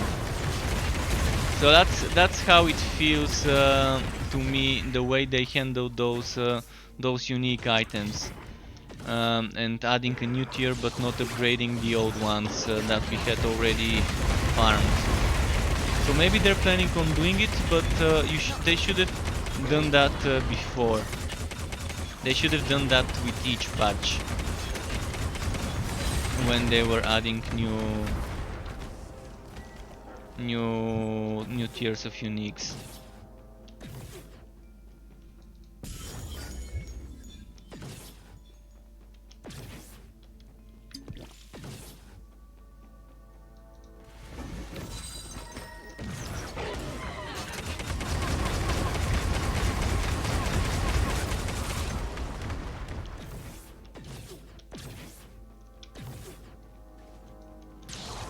That's not happening.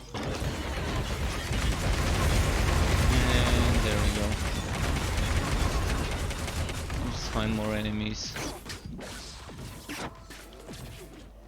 Oh, that's gonna be a nice bunch. Come on, pet, stop holding them there.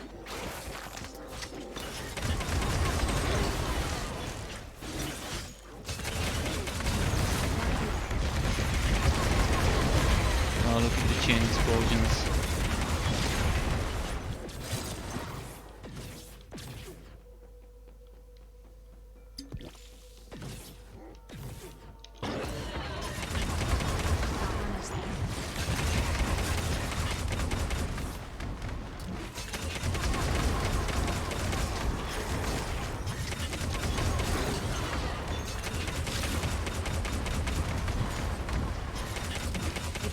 Come on.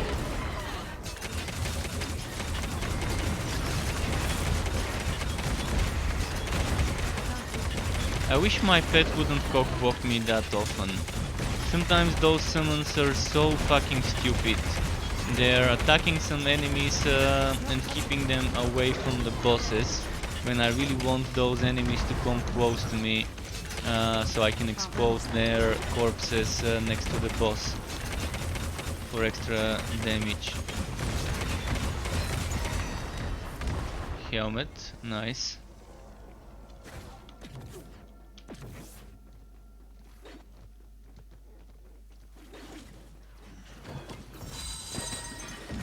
Not happening.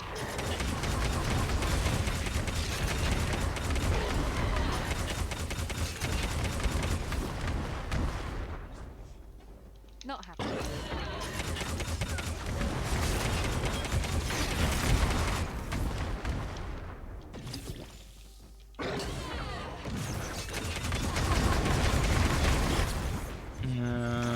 Anything worth getting here? That can't be I done. don't think so.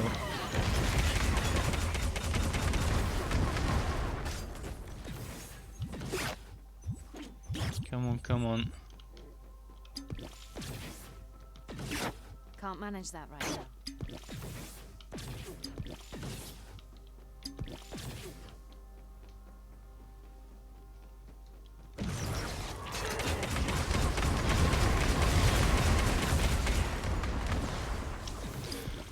Okay, look at those bitches. Blood spatters floating midair. Midair floating blood spatters, pretty fun. Oh, chest.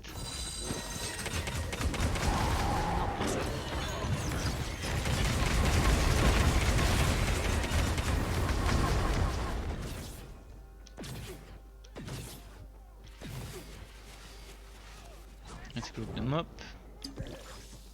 And just like that. Can't be done.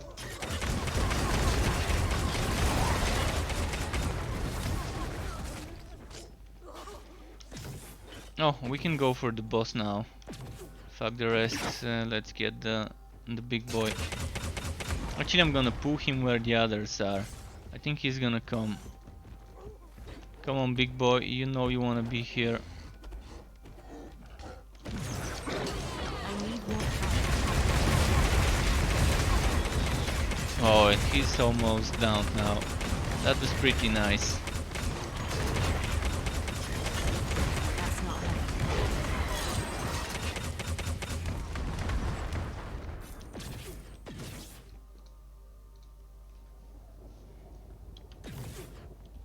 Hello there, friend.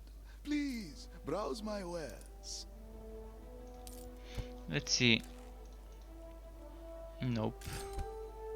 You know Mojave is always the Material best value. transfer time reduction.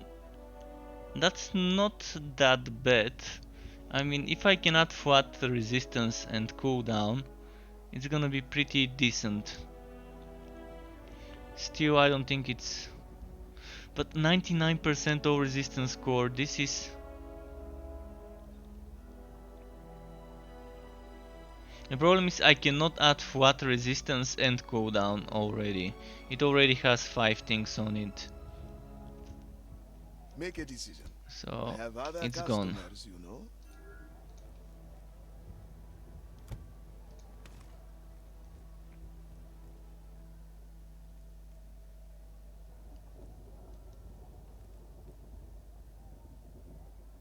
Maybe I can replace this one with the one I just sold. Don't forget about me, adventurer. Yes?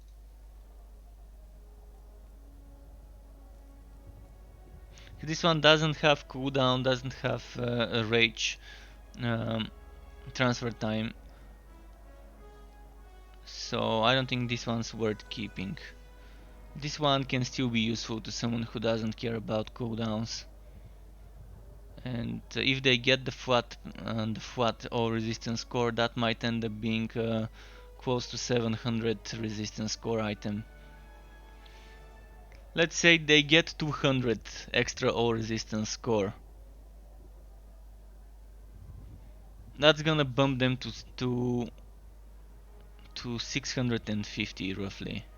Maybe more, maybe 700. Hello there, friend. Please, browse my wares. Right, what's this map I got? Oh, boss fight. Ah, you've returned. The city has been growing. Mojave has a sense for such things. Hey there. Got some stuff that's not really serving a purpose. Throw it in the forge. Let's see what happens. What's here? There are a number We've of got missions being considered. primordial look when affinity. you're Actually need a little bit of affinity. I wasted quite a lot recently. Are you looking for me? Oh, of course you are. Got plenty of expeditions to choose from.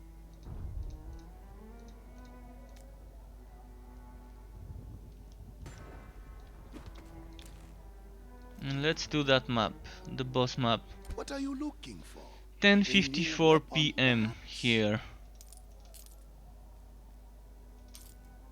Still got some time to try and find a Tell your unique item. friends, Mojave's Just like standing last the time of palace me is streaming, so far no uniques, but maybe just like last No time shortage when of I'm close jobs to like ending this. my stream, I might end up Stormforge getting got the a few drops.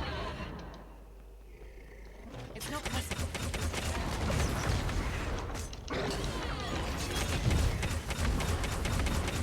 Oh, stasis? Is that stasis? Oh no, just weakness, never mind.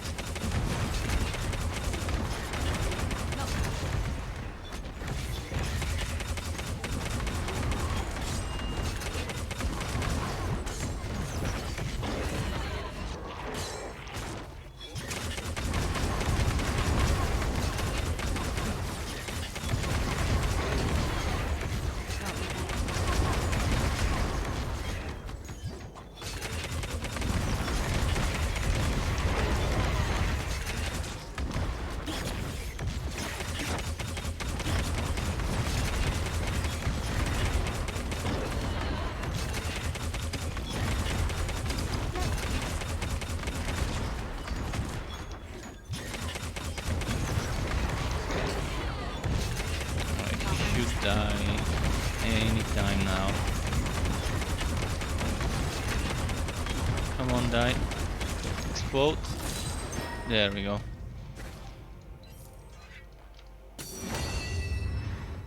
Let's check.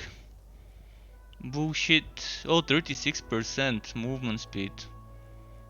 Does this go to 40? Elemental damage.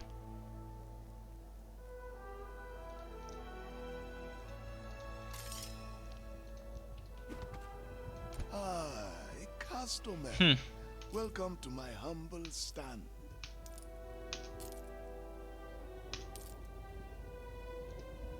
Wait, what did I just sell?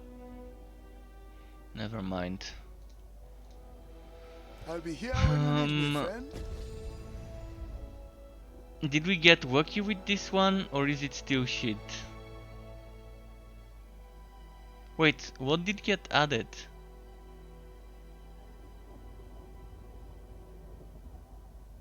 I think what got added was the resource generation.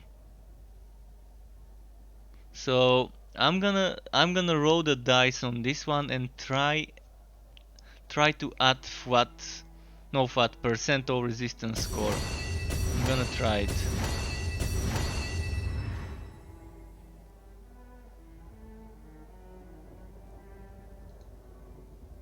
Hey there.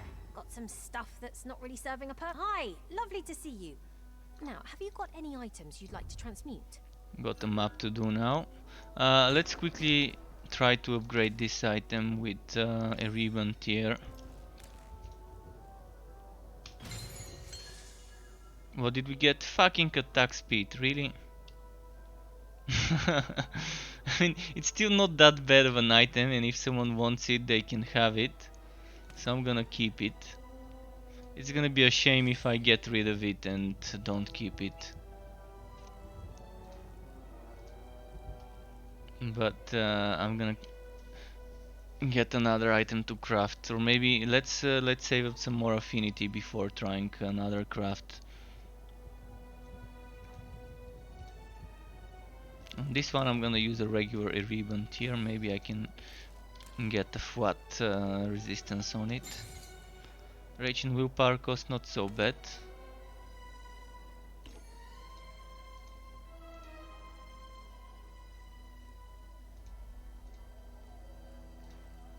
What's the resistance on this thing? 203.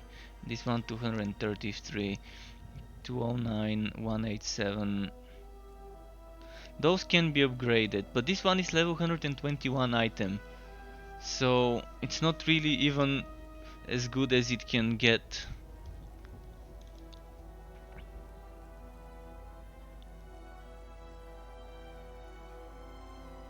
I mean, I could replace this one temporarily and Please, start come upgrading again. the other one. Have something. What can I do for you today? Perhaps something from the dark market. Oh, it's you. I was just So primordial So, affinity. should not be too difficult, as long as they And are yeah, Guild sensible. Wars 2, it's not everyone's game. I can tell you Guild Wars 2 is definitely far from the game for everyone. And my main problem is that there's so much of the story that you can never do. If you've missed certain parts of Guild Wars, you can never go back and do those parts. They have a story that only shows up during certain events, certain periods of time, and once those periods of time end, you can no longer do that episode. And to someone who is returning to the game and wants to catch up with everything, not being able to catch up with the story, that's not that much to do. I think the PvP in Guild Wars, when it comes It's to not not hard. World v You World either but do it structured or you PvP, is pretty okay in the regard where gear It can't be from done. PvE doesn't matter in PvP. And this is one of the things I really liked back in the day when Guild Wars 2 launched.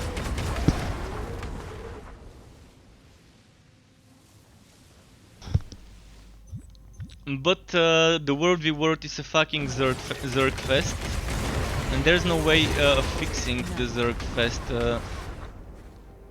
The Zerg fest mechanics of World v World. It's always gonna be the biggest Zerg can wipe the others and storm their castles and everything.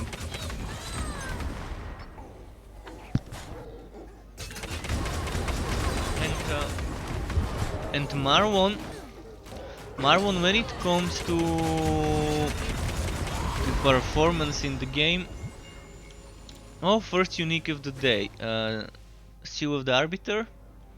Okay, it's not so bad. I mean, for certain melee builds, like a spin to win build, this would be decent. 80% melee weapon damage and 38% attack crit. So if you don't have a good ring with a lot of watt damage, this is nice. The way they boosted it now. So the performance is not that bad, but there is not that big of a difference compared to before. So if the game was running bad for you before, it's gonna be running bad for you still. It's CryEngine. The engine itself is probably very difficult to optimize for weak machines. If I remember correctly, this engine was meant to be played on shooter games, not on wooters, not on games when there's so many calculations and explosions and effects happening at the same time. But shooters where the combat doesn't have swarms of enemies coming at you all the time and dying at the same time and making those fancy bullshit explosions and bleeding effects and burning effects and all of that. It looks pretty having this engine, but I think the main reason why they wanted to use this engine was that they wanted to have some interaction.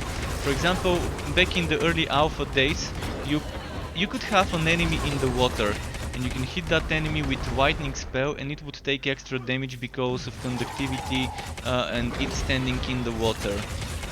And they decided to get rid of all of that, and it was bad. It was such a good idea to have such a system in the game, then getting rid of that core mechanic and going a more basic route. I think that was a good decision, but maybe development wise it was a good decision because it required less man hours to complete the game, and it maybe was giving them troubles. I remember back in the early alpha days they had some problems with the engine, and then when they, I think, updated to a new version of it, they had to start over or something like that. That's why they built the game from scratch in the so-called beta, which was basically Alpha 2.0. But yeah, they removed all the progress from the early Alpha versions and started a new Alpha, swapped the beta name on it so people don't get confused between the old and the new Alpha. Not possible. And all those ideas they had were gone, and that was one of the main selling points. One of the things that got me to buy the game few years ago was seeing the trailers and the developers talking about all those interactions when you interact between different effects on an enemy, different environment things. This was something that felt really great, and it was an open world which you can explore. You can go from one part of the map to the other, the open map, the same way you can in Grim Dawn. So if you know what Grim Dawn and Diablo 2 are like, you can go from one part of one act to the other part without with just walking. And you can go back, whereas now in Wolcen it's kind of like some of my viewers used to say it's like a mobile RPG when it comes to the single player campaign. Pretty linear, you cannot go back to the zones and do them after you finish the story, and it's pretty boring if that's how it is. I'm really looking forward to them reconsidering opening the opening the story zones for us to refarm them and to do them again. I can't do that right now. And to redo the boss fights, the elite fights and all of that content from the story. Just removing the quests from that, like, it's gonna be interesting. The same way you can do it in Diablo 2 and in Grim Dawn. Even in Diablo 3 you can explore the zones from the story. The same way you can do it in Path of Exile as well. I mean, it's boring that you can't do it in this game. And you could, in the alpha you could. You could travel through waypoints, but you could also just walk from one part of the map to the other.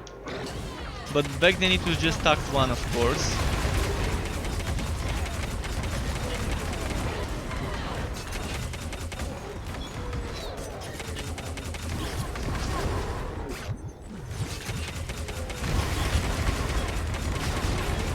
They also had something like an arena with some challenges. Something like a fun endgame mode back in the alpha, where you had different stages, different levels, all of them had different challenges. Some of them were kill those enemies within X seconds, and there were some traps. I think there were some flames and spikes on the ground and stuff like that that you had to avoid. And those were the only things that could give you orange items back then in the alpha. But there were only a few orange items and they were kind of... They were okay, but not that that great back then. But if they kept that mechanic with the arena, with the end game arena challenges and things like that, and just change the rewards in it, it would have been a great addition to what the limited and boring end game of the game right now has to offer. Please, look around. I'm sure you'll find something that takes your fancy. I still can confirm I enjoyed the alpha and the beta of this game more than I enjoyed what they launched the game with and what we can do right now. Please, look around. Like the 2-3 I'm weeks sure before you'll the find game launched, something in the that takes beta, your I was fancy. having so much fun. Making various weird builds, experimenting with different uniques, combining them and making those weird synergies. Right now, all of that is kind of I'll be missing. here when you need me, friend. What do you wish my contacts to find for you this time, my friend? Oh, it's you. Who else? Right, Let's sorry. transmute this. Would you like to begin transmuting an item?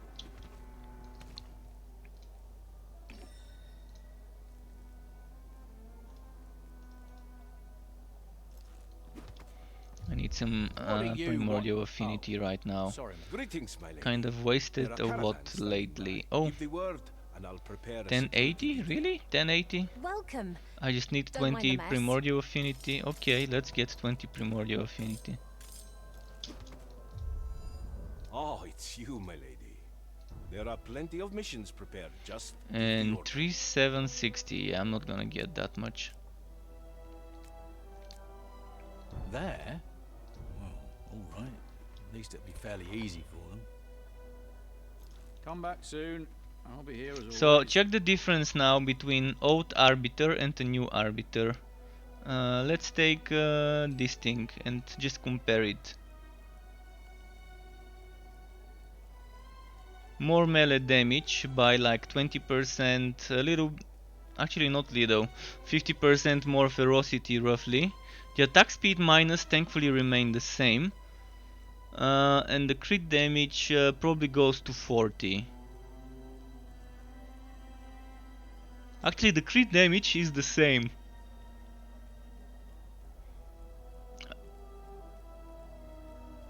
And the ferocity probably is the same bracket. Maybe they added a little bit more to the...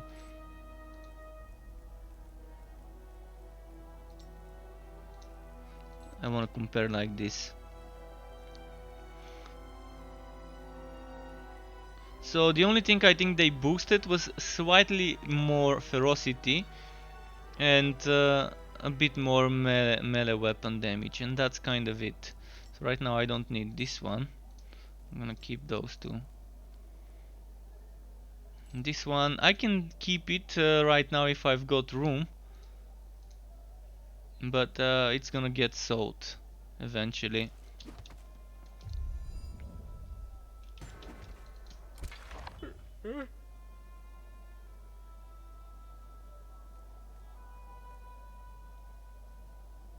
But yeah, the developers Yes. You want a contract? don't seem to really be paying attention that much to what the players need. I think they have decided on certain things they want to do and are focusing on those things rather than what the players are asking for, which sometimes it's good, but there's gotta be a balance. When a developer is an Great indie developer dashing and really news, cares you about their A community, pencil it's pusher. great. Of course, there should be, as I said, a balance how much your you're time. listening to your Don't community from and there. how much you're doing what you want to do, because you don't want to be a slave to your community and just do what they want. You want to make the game you want to make and hope for people to like what you want to make. But you also have to listen to what people want as well in a certain degree nowadays. So there's that fine line there between what the community wants and what the developer wants to make with the game. It can't be done. And I think right now they're more focused on what they want, which I think is probably okay for a while, because right now they're probably not trying to get players back into the game until they fix all the bugs and glitches and add all the things they wanted. As long as they eventually do what we want to a certain extent. I mean, I'm not asking to do everything the player base wants, because that's gonna be bullshit. I mean, there's been some very stupid ideas from community members in different games, not just this one, that just never should be made. Whereas there's some others that are great. I've read some great suggestions from community members in the different games I've played. Some of them made their way onto the wide games, others didn't. But the community can always come up with some things that the developers might never have thought of, that are actually great ideas for their game.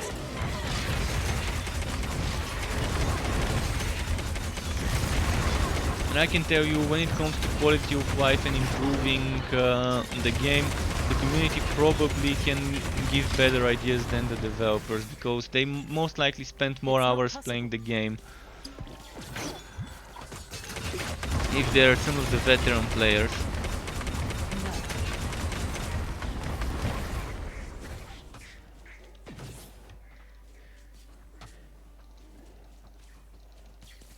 Ah shit, I can't pulse. I really need to out and tap for a moment.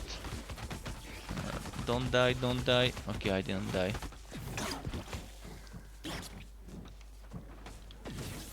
Oh!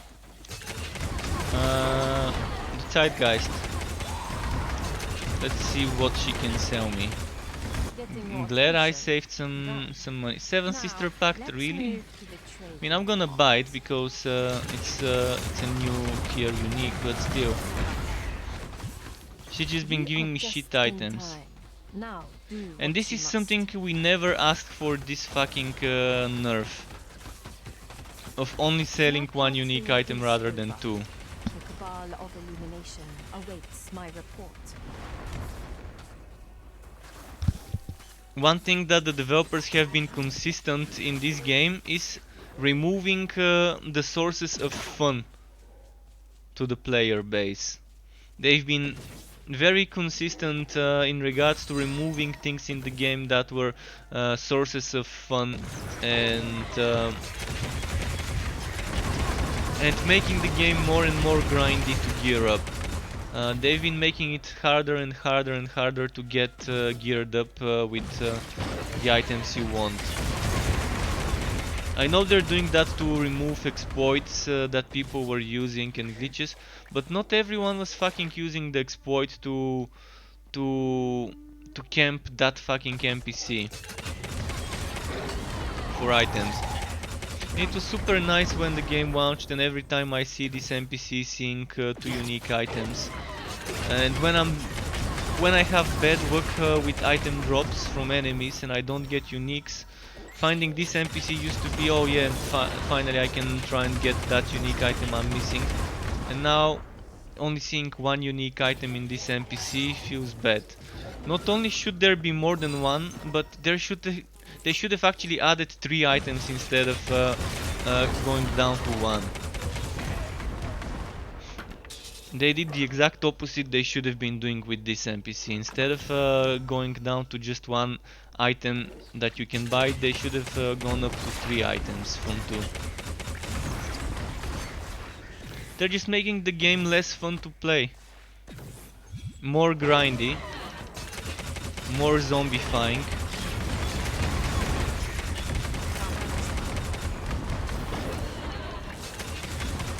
And it's apparent that people already quit, like the majority of the players already quit in the game. Some of them are not even planning on returning when the game gets better.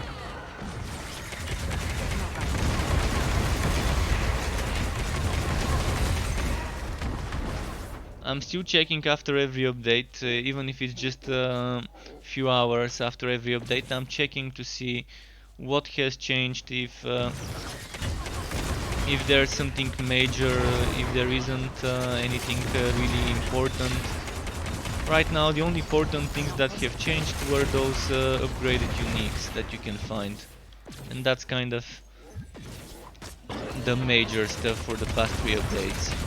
Along with some minor bug fixes with the gameplay, interface, etc., audio.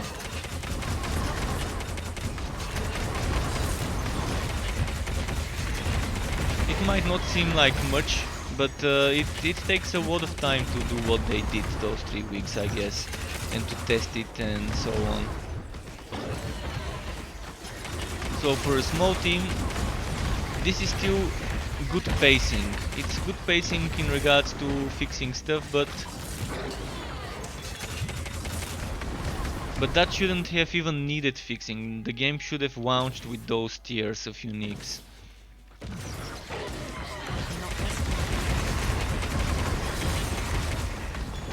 They intentionally capped the uniques on launch to 35 and 40 for the majority of them, which was a bad move. And again, they realized it after feedback, but kind of a bit too late. Most players had already quit before they actually added new tiers of unique items.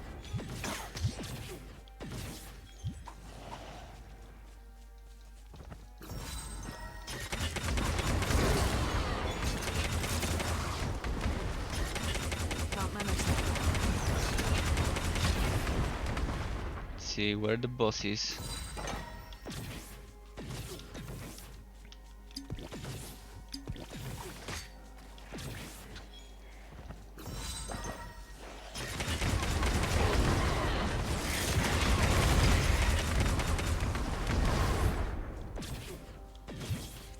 What's here?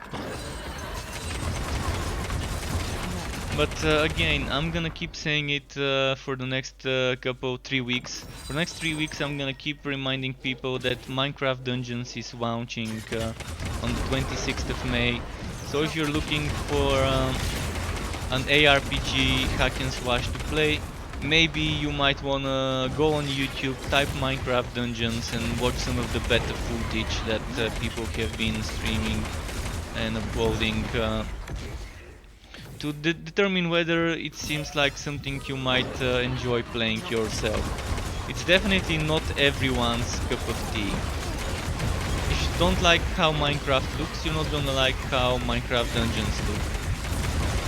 But it has some fun mechanics, and the itemization and skill systems are pretty fun. So the game may not be a huge hit, but it would be to a certain extent a hit, especially within the younger player base that plays a lot of Minecraft and Roblox and all of that. I think those would be playing a lot of the game. And some of the mature players, like Minecraft has a very strong player base of older gamers that definitely might enjoy a little bit of hack and slash wood playstyle within the same universe. The only downside I can see is the game is not gonna be on Steam, at least not on launch. So you're gonna have to get it through the Xbox store or the Microsoft store, whatever it's called on Windows.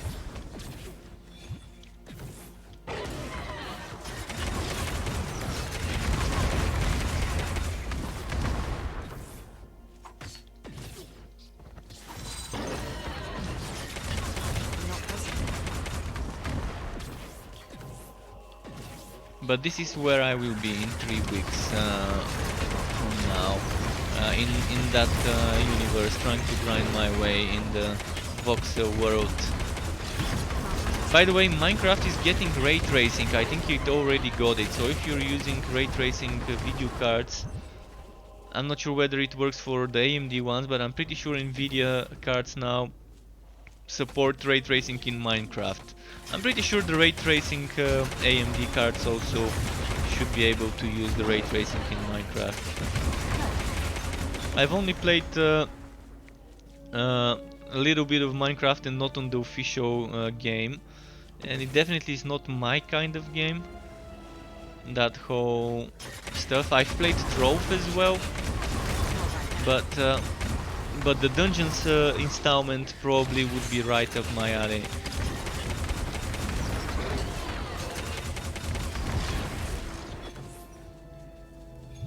And it doesn't seem to be like something that I really care about is how punishing a game is when you die. And one of the things I've noticed in Minecraft Dungeons footage that I've seen is that it's not that punishing when you die. It's not gonna reset your progress to a few hours before that death when it comes to XP and stuff like that, so that's something to look forward to. More casual playstyle and mechanic. Have I got any stuff to sell? No, wait. Okay.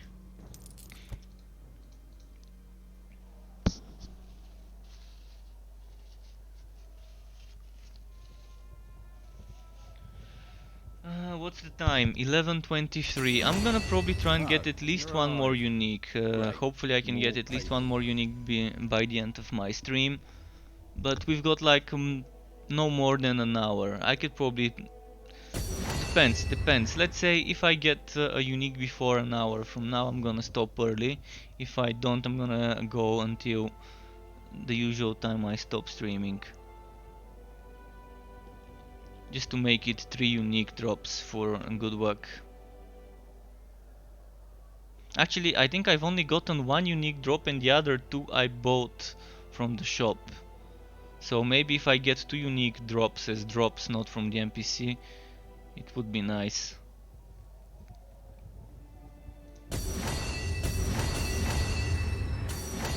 But first, Have something you'd like to throw in the let's keep forge? transmuting.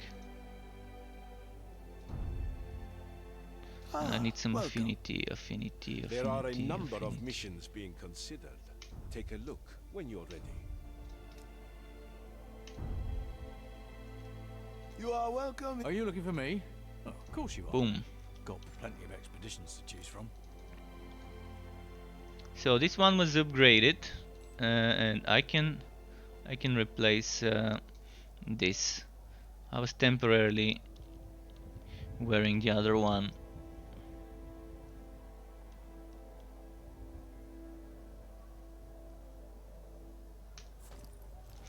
Because I do like that cost reduction on this one. Eventually I need to upgrade that one. Now let's see my old 7 Sister Pact ring. So just a quick comparison to show you Greetings, my friend. what How may I you help? can expect from the new one compared to the old one. So what changed? Rage on Q from 15 goes to 20. Health regeneration is kind of 3 times as much. The global wife leech is the same. The wisdom is doubled, let's say. And the HP is almost triple, which is reasonable amounts of improvement on the wisdom, HP, health regeneration, and rage on Q. So overall, this ring definitely feels better with the new version. Now let's see which one to get rid of. I'm gonna get rid of that one. Let's keep this and this.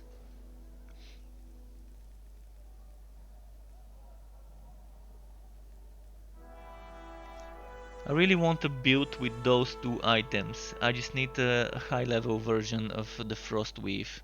Frostweave combined with Soulsbane. Because look at that, as I said, 97 freeze chance score when dealing frost damage. Means 97% crit chance score when dealing frost damage if I wear this armor. And if I get another 3% freeze chance score, that means 100% crit chance score when wearing that armor with this weapon. And if you stack a lot of elemental damage items with a freezing spin to win, that could be super fun to play with the frost damage spin to win. This one, where was it? This.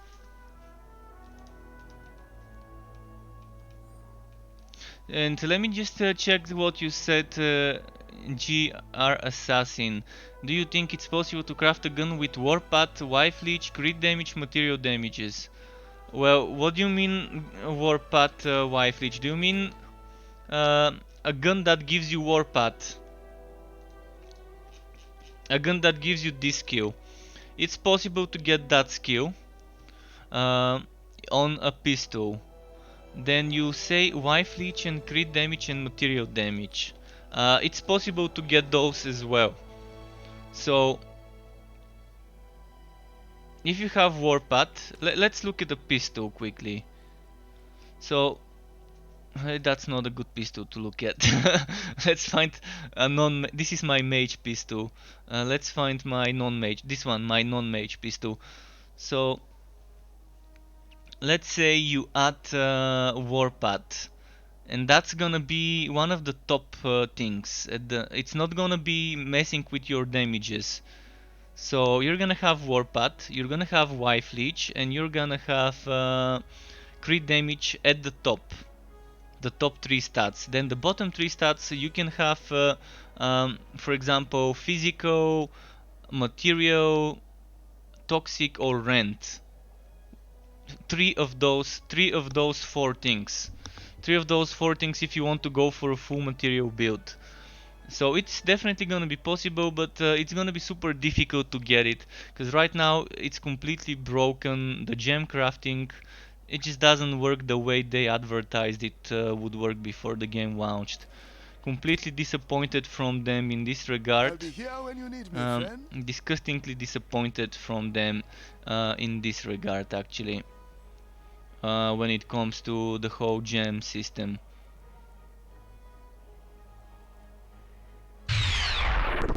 And thank you for the follow very much. My software doesn't seem to be really showing you what's happening, but I think it's a follow, so really appreciate it. I recently updated my operating system and reinstalled everything, so apologies if I'm not seeing all the alerts. The last alert I'm seeing is from the 23rd of April, so I'm not sure what to do. And yeah, thanks again for the follow. You're trying to do a build, basically a gun tank. Gun tank builds are amazing. Actually, I used to play a gun tank build. So if you use a shield, you don't need to get Warpath on the pistol. You can use a shield, custom made shield, like let me show you mine. What do I normally use? This one. Like, you can use a shield with Aether Jump, then you don't even need Warpath. Ideally what you might wanna go for is a good pistol for damage. Any type of damage you want. You said you want material, so go for a material if you want. Then ideally you would wanna get a shield with Aether Jump. Even if it doesn't have Aether Jump, that's fine. What you really are looking for is good block efficiency. Look for more block efficiency rather than more resistances. So prioritize block efficiency in the first place, block chance in the second place, and all resistance score in the third place. Because when it comes to blocks, the maximum block efficiency I think is 75%. The maximum block chance is 100. So you can end up blocking every single hit, and you can end up negating 75% of the damage of every single hit if you max them out. Right now I'm not using a shield build, that's why my stats are like this. I'm using an offhand, as you can see. But if I were to switch to a shield and mess around with some of the things in my equipment and so on, I could max those out.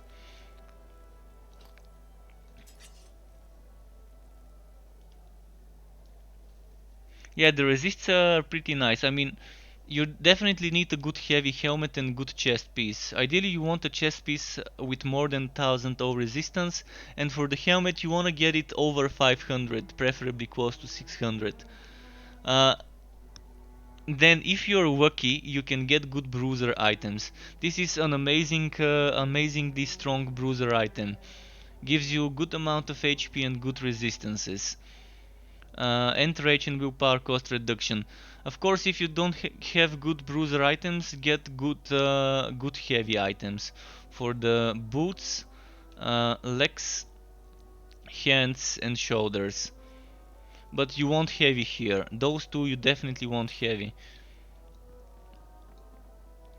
And you can use pistol, you can use dagger, you can use whatever you want with the shield, depending on what skills you're gonna be using. If you tell me what skills you're gonna be using, then I can probably kind of give you some advice about notes and other stuff like that.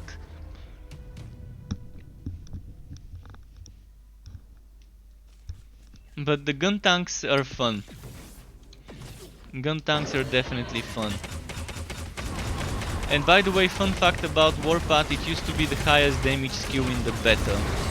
In the last few weeks before the game launched, Warpath used to be the skill that people could do the most damage with. Of course that changed a lot after the game launched. But it was super fun, one-shotting bosses with Warpath back there in the beta. I'm not sure how it was scaling, whether it was doing more damage based on distance traveled or what, but there was some sort of way to get Warpath to do shit tons of damage.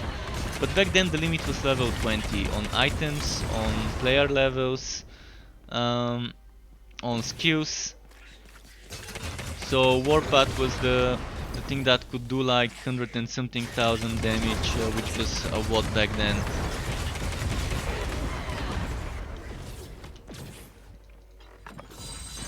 But it was never meant to be a damage dealing skill, it's a movement skill. Yeah, it can do a little bit of damage, but it's nice that right now Warpath is not the most overpowered damage skill. Because then it would have been super boring seeing everyone running Warpath builds again. But there's definitely need to rebalance a lot of things in many skills still. They attempted and failed at the rebalancing the last time they did balancing in, what was it, update 9 and 10 I think.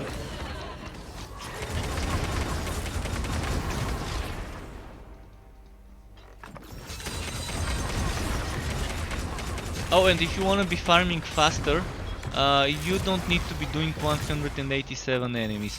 187 enemies are just if you want to challenge yourself. The best items stop dropping at 163 or start dropping at 163. You can't get better items than the ones at 163. They're cheaper to upgrade than 187 items, and they can give you the same amount of stats as 187 items.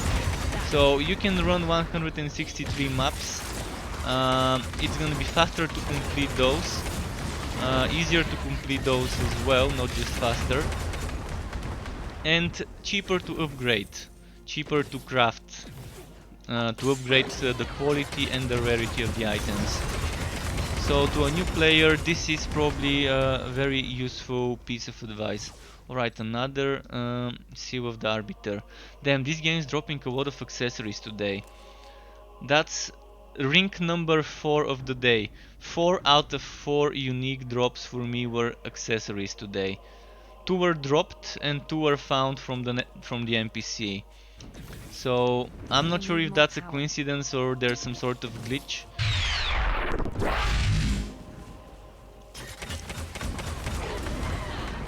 And yeah, I'm glad that that you found this information helpful. But yeah, that's why I'm running 163 maps. I really don't find a reason why I would be doing 187 other than XP. And right now I really don't need XP.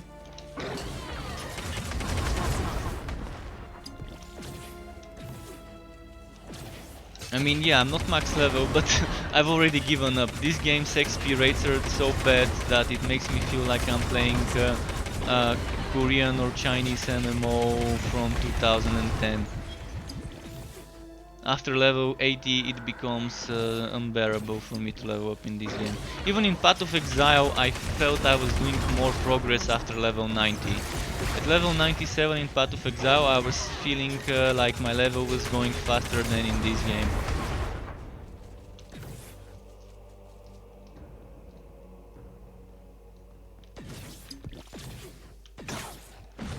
I hope they would reconsider the bullshit XP rates when they add seasonal content, because I won't be returning if they don't fix those drop rates and make me restart over. If they make me start over every couple of months or every 3-4 months when there's a new season, with those drop rates I'm just gonna stick to my non-seasonal character and just play my non-seasonal character. Unless the seasonal content is really that much better and that much more fun. But I think the worst thing in those games is the fucking seasons. Making people start over, farm the same gear all over again, and if someone doesn't want to start over, then they're stuck playing the old content until the season is over and the new content is available for them.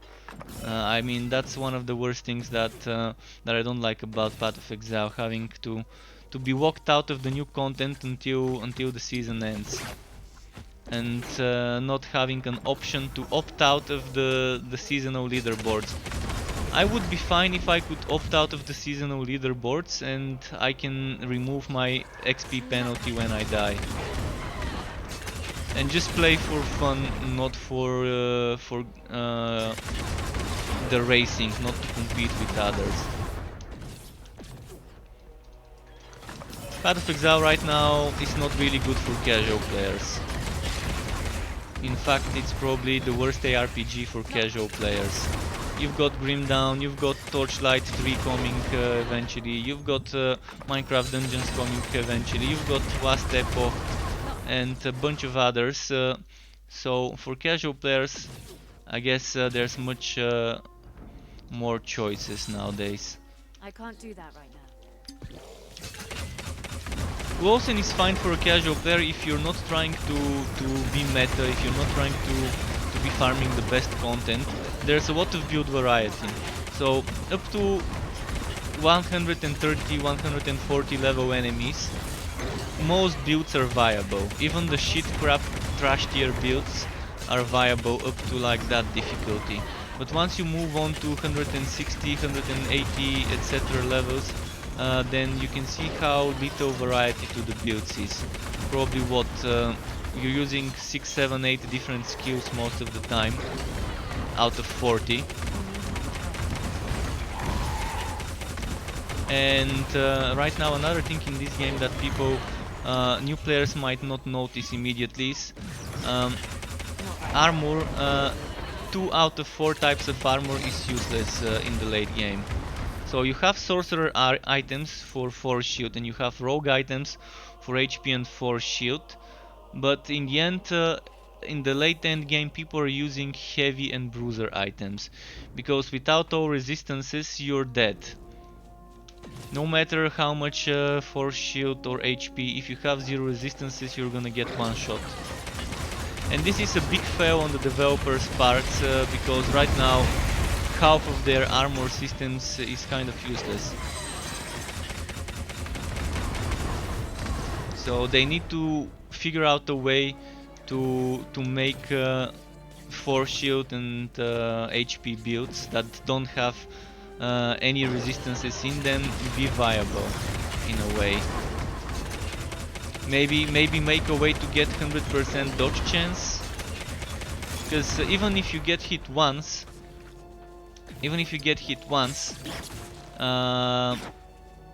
no matter whether you have 90%, 95%, even 99% dodge chance, means eventually you're gonna get hit, and that hit is gonna be one shot if you don't have 100% dodge chance and you have 0 resistances. And they need to figure out a way to make force shield do something that resistances can't do for you.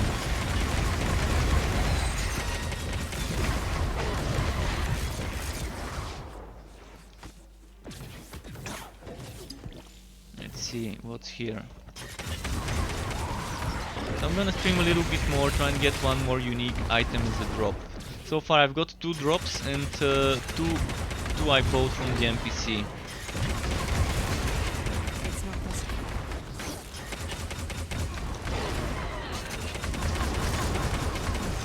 And weirdly enough, as I said, all 4 uniques for today have been rings for me.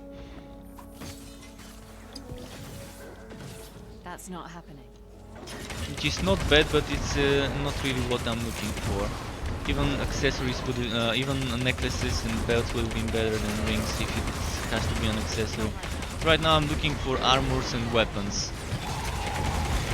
In particular, mostly weapons is what I'm after, and the quilt tuck armor. I really want to test frozen spin to win build with the Soul's Bane and a quilt tuck with 100% crit chance based on 100% freeze chance.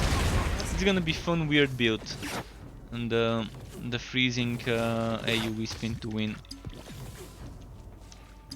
It's definitely not gonna be high damage wise, but if I get 450% crit damage, which I kind of calculated that it's possible to get even over 500. I think if I replace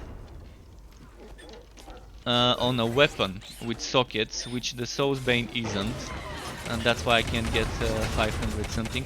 But let's say you have a weapon with 3 sockets and you place gems that give you crit damage. Then you can reach over 500 crit damage from all the nodes that give you crit damage in the passive trees, and with rings that give you crit damage, and amulets that give you crit damage, and the belt. You can get close to 600 crit damage on a quilt tuck build. I'm not gonna be aiming for that high crit damage, but I'm gonna try and get as much crit damage as I can, and with 100% crit chance, it's gonna be super fun. I'm wondering whether it's still gonna be freezing, because it does convert the freeze chance into crit chance, but does the freeze chance still remain? Am I still gonna be freezing the enemies 100% of the time? Or is that getting replaced with the crit?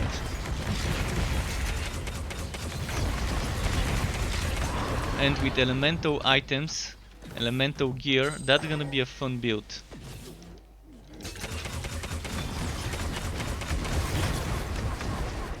And it's gonna be good for crowd control. If you're still freezing, that's gonna be amazing for crowd control. Just think of it, freezing with the spin to win every single enemy you hit.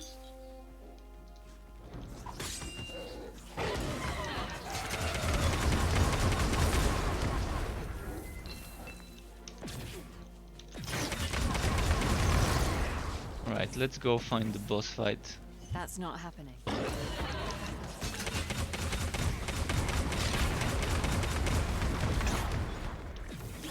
What's here?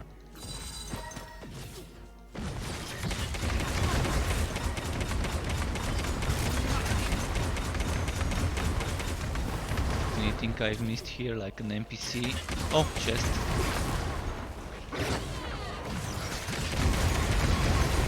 And we should be good to go for the boss after this fight. But by the way, golems, folks, golems are great for survivability. If you want to squeeze in some more survivability into a build, give yourself a golem. If you want, you can even give yourself 2 or 3 golems, but 2 or 3 is a bit of an overkill. But give yourself a golem and just take those nodes. Those 3 and this one. And on the golem, this is all you need. The summon receives a portion of the damage dealt to you. With 3 golems, you're gonna be kind of unkillable, but you're not gonna do that much damage. With 2 golems, it's kind of a middle ground. I stick to 1 golem only, so I can focus more on the damage with other skills. And not just the damage, the utility as well.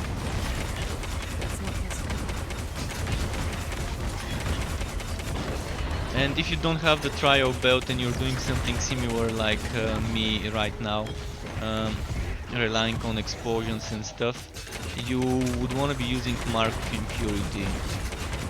It's not possible.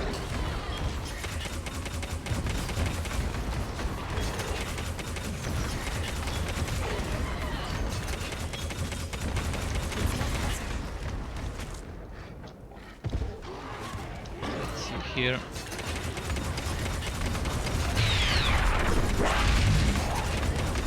Thank you, Shell Proc, for the follow. Oh, my software fixed itself.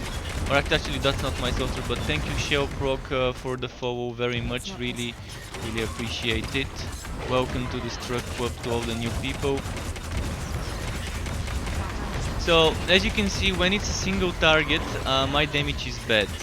But when there's enemies to explode around the boss, my damage is better. Let's try and show you. Let's find some enemies to explode. So on boss fights, this build isn't that great on boss fights damage wise, unless the boss has ads. You're still getting some explosions for the health globes, but they're nowhere near as powerful as the Mark of Impurity explosions.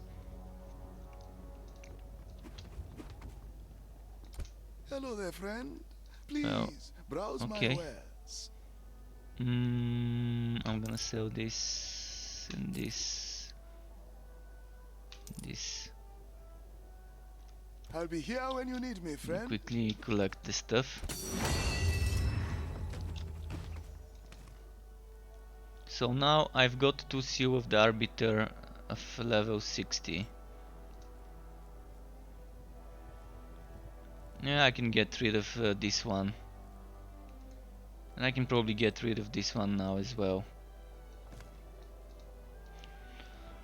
So slowly and steadily replacing my old items with the new versions of those items. But it's gonna take a while. It's gonna take a while to replace all the uniques I've been stockpiling with new versions. What have I replaced so far? The Quintet of Sundowns for a Paladin build is replaced. I've replaced the Soulsbane. I think I've replaced the Sword or something. I've replaced this one. The Rygar's Hope, the Ravin, which is useless right now.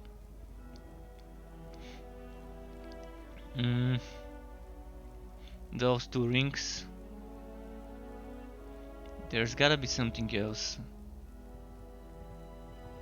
But I'm wondering how good Udelia's March would be after the update.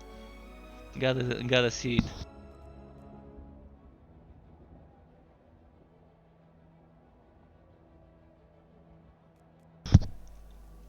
Okay, let's move on. Was that transmutation? Yeah, that was the transmutation. Hey there. Got some stuff that's not really serving a purpose. Throw it in the forge. Let's see what happens. Oh, hey there. There you are. Our I need a little diplomats bit are of becoming affinity, restless. Perhaps you have a and mission then for a them. little bit of gold. Oh, yes. Sometimes it's best to play it safe. You know Mojave is always the best value. So one or two or three more maps remaining until I'm done, because it's almost midnight here. It's 11:51 p.m. here. Hopefully I can get one more unique drop. I can't do that.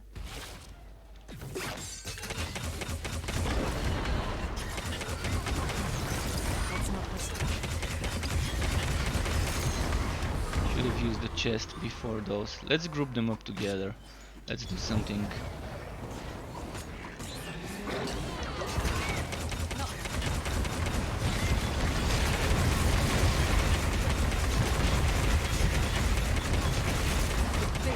Oh, he was not close enough to the other one to get that bonus from the explosion.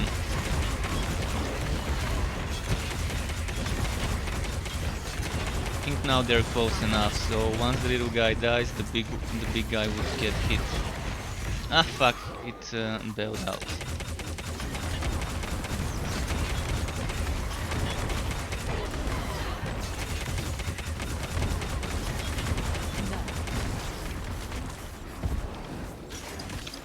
What's happening? Oh, never mind. My potion didn't want to get used. Not sure what, but I was pressing my rage potion. It didn't want to activate, and it was full. Maybe I was stunned, but I don't think I was. It's my lucky day. Still no unique.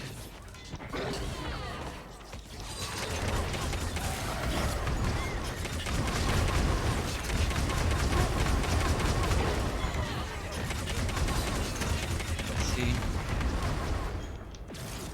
Oh, another one. A lot of threers, a lot of them this time. Not right. You've been out.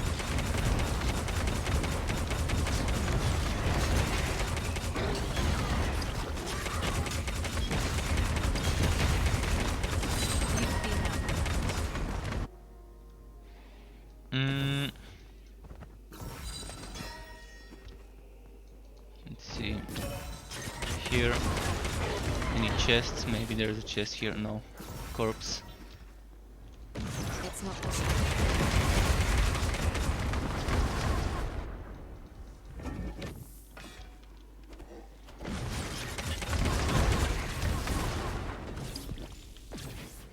Not right now.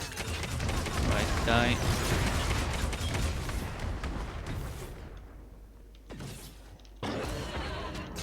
By the way, in this game, you're gonna be surprised to where you can get the unique items. That's why I always open whenever you see something that you can loot, like this thing I just looted, or a crack on the floor, weapon rack, chest, anything that you can open. You're gonna be surprised how much of the good items, legendary and uniques, can drop from some of those lootable, interactable objects.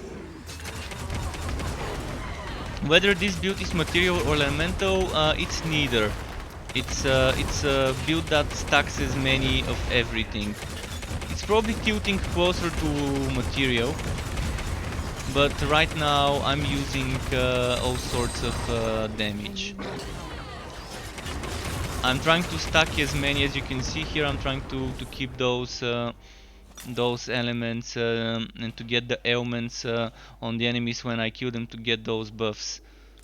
So it's mostly material, as you can see. Physical, rend, toxic here, and then there's fire, sacred and shadow with my spells, and then again physical to attacks and material. So it's mostly material, as you can see, but then there's frost added to attacks, frost and whitening added to attacks. So I'm making sure that I can shock, that I can do sacred, that I can do stasis, that I can do weakness and burn and poison and bleed, and what am I missing? I'm missing one of the ailments, but I'm making sure I can do all 7 types of ailments that can give me buffs for Immortal Offering. So this is kind of a damage-oriented version of my Golemancer build on YouTube. On YouTube I've got the old, not old but oldish build video for that setup called the Immortal Havoc Golemancer. And this is a rework where I'm not using 3 golems, but I'm only using 1 golem. So we're using Sudden Death from EOS. We're using a little bit of willpower and rage from here from Warwalk, which is kind of optional, but it's still nice to have it. We're using Immortal Offering. We're using this one on the way for the chance to apply multiple element stacks. And then this one is also useful. Then we're going for the crit here. We're going for attack speed here. And we're going for attack speed here and Wife Leech and more attack speed here. And then we're going for the double damage and for the passive rage regeneration. Then this one for survivability, Dark Juncture. This one for extra another source of double damage. This one for more projectile damage. So that's like permanently having 50% projectile damage with some more projectile damage on the way. And then there's this. By the way, my Golemancer build doesn't have this because when I made the Golemancer build, this was broken still. When they fixed it, I started using it. And then this one is for survivability, golem stuff. And this one is just some block efficiency, so that help golem regeneration is good to have, but if you don't need it, don't take it. I took it because I guess why not. In my Golemancer build I think I was using this, or maybe even this one as well, for more survivability. It's kind of flexible. It is flexible. You might want to even get this block efficiency if you want more survivability. That block efficiency can help you survive. You can get some more crit damage if you need crit damage. You can get more resistances if you need them. It's flexible, but the way I play it right now is this way.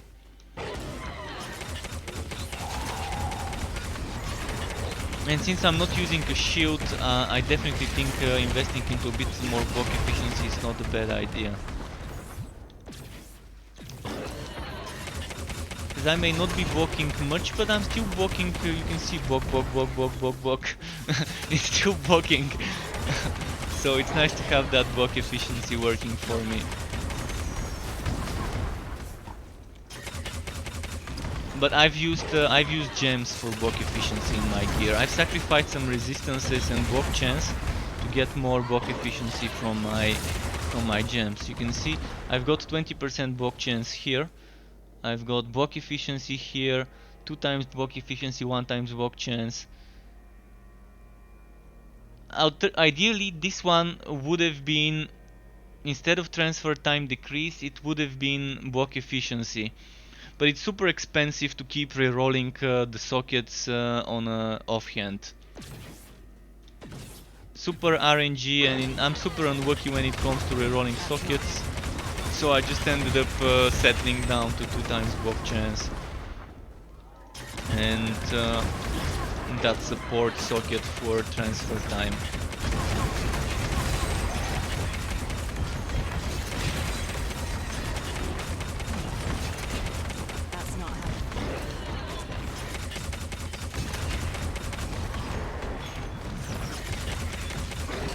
And the good thing is, since we're using a catalyst, we have wide access to spells. You don't need to be using Plague Burst the way I do. You can just use Anomaly and the Golem. Those are the things that are crucial. Everything else you can customize the way you want it to. So I'm using Sovereign Shout because of the attack speed. You can see I'm stacking a lot of attack speed, and when I have all my procs, I can get a ton of it. And the shout gives me attack speed, which is not attack speed score, but 20% attack speed. So with the shout, without my procs, And my proxy is, by the way, 275 attack speed score. So right now 45%. I'm gonna show you how far I can get that attack speed to go. I think it goes up to like 80% or so.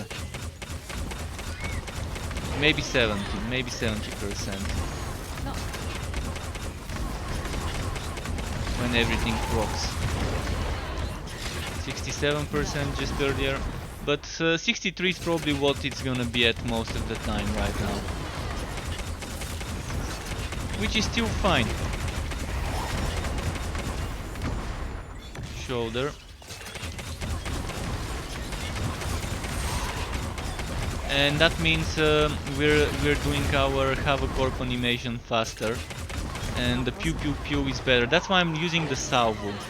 I'm really a big fan of the salvo. It's a bit clunky to operate with it, because they've only added 8 directions. When you're shooting projectiles, your character right now only has 8 directions of rotation.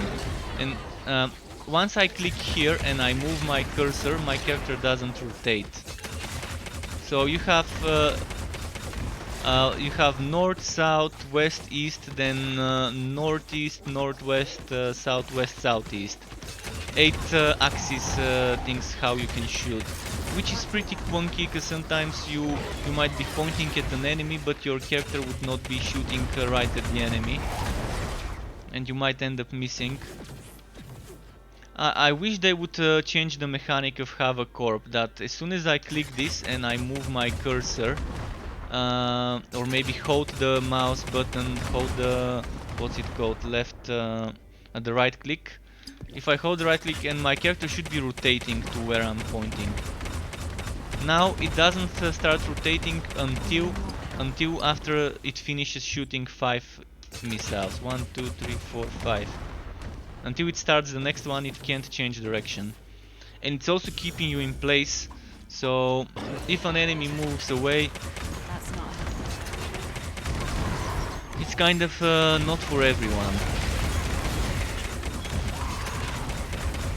But it is a great, it's a great skill. It reduces the damage you do by 200. So you can still use a rocket, but not with a salvo. And then do more damage. But I think the way I've set up the build, where we can proc stuff with each hit, and each rocket can proc stuff. And that's why I think having more rockets, having more hits per second is better. More hits per second means more chances to proc stuff.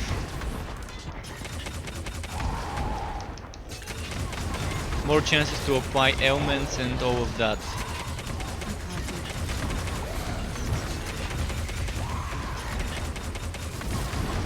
You can change to not use the rocket and do it like this. And shoot in the ground.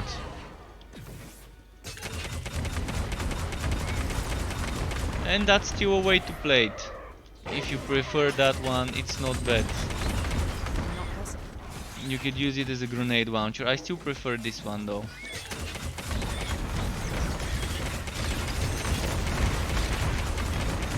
But yeah, it's a flexible setup. That's why it's been the one I've played the most. I normally start playing with like spin to win setups, then I move to bleeding edge, then I had like a mixture between a bleeding edge and a spin to win Bladestone setup, and then eventually I started testing out some stuff with other skills once they started fixing some of the passives, and someone suggested to test golem based build for survivability.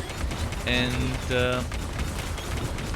I normally don't look at other people's builds, but someone on my Discord channel suggested, hey, check this guy who made a build that cannot die with golems. And I said, well, this guy can optimize his build, let me try and optimize it for him. And that's how my Havoc Orb Golemancer build was built. I took what someone made with 3 golems, and the only thing I copied from him was The only thing I copied from him was using this passive with the golem and using anomaly. And then I decided to not use the skills he was using, but to actually use Havoc Orb, to start using things like Sovereign Shout, and instead of Plague Burst you might want to use another thing. Plague Burst is optional. And Plague Burst is also flexible, because it can be fire, it can be toxic, depending on what damage you're missing in your items. My items do toxic and they can poison, but I can't set enemies on fire easily. That's why I made my Plague Burst fire. If you don't want Plague Burst, you can go for what's its name? Fuck, forgot the name. Solar Fall, or even Tear of Ethelio. Tear of Ethelio can also be fire, so that's also nice. But ideally you would be mixing attacks and spells, and you would be mixing damage to attacks and damage to spells in your items, so that you can apply all different types of elements, and you would be using different elements on your spells. So I'm doing stasis with my anomaly. I could make my anomaly to shock, but I'm relying on my summon and on myself to apply shock on the enemy rather than my spells. And when it comes to sacred damage, I'm relying on spells as well, because I've got sacred damage to spells. And this sacred damage can proc EOS, which executes enemies once they get 15% remaining HP or less. Wait, what happened? Oh, I forgot to change to rockets. There we go. I was wondering what was missing, why this felt wrong.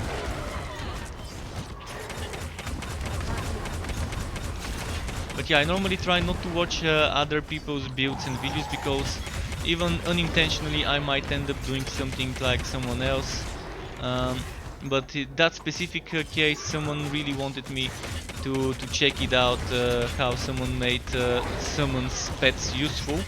And the thing that actually I noticed is that the pets were not the main source of damage, it was the explosions from the trial belt, so I still couldn't call it a summoner build that's actually active and viable.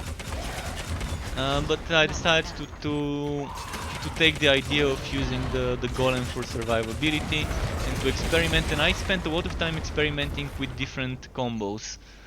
The only thing that remained in those experiments was using this, using anomaly and Livor Mortis for Livor Mortis generational grief, using the Thunder Cracking Punisher because it range damage and whitening, and using Mark of Impurity for the explosions, that modifier here.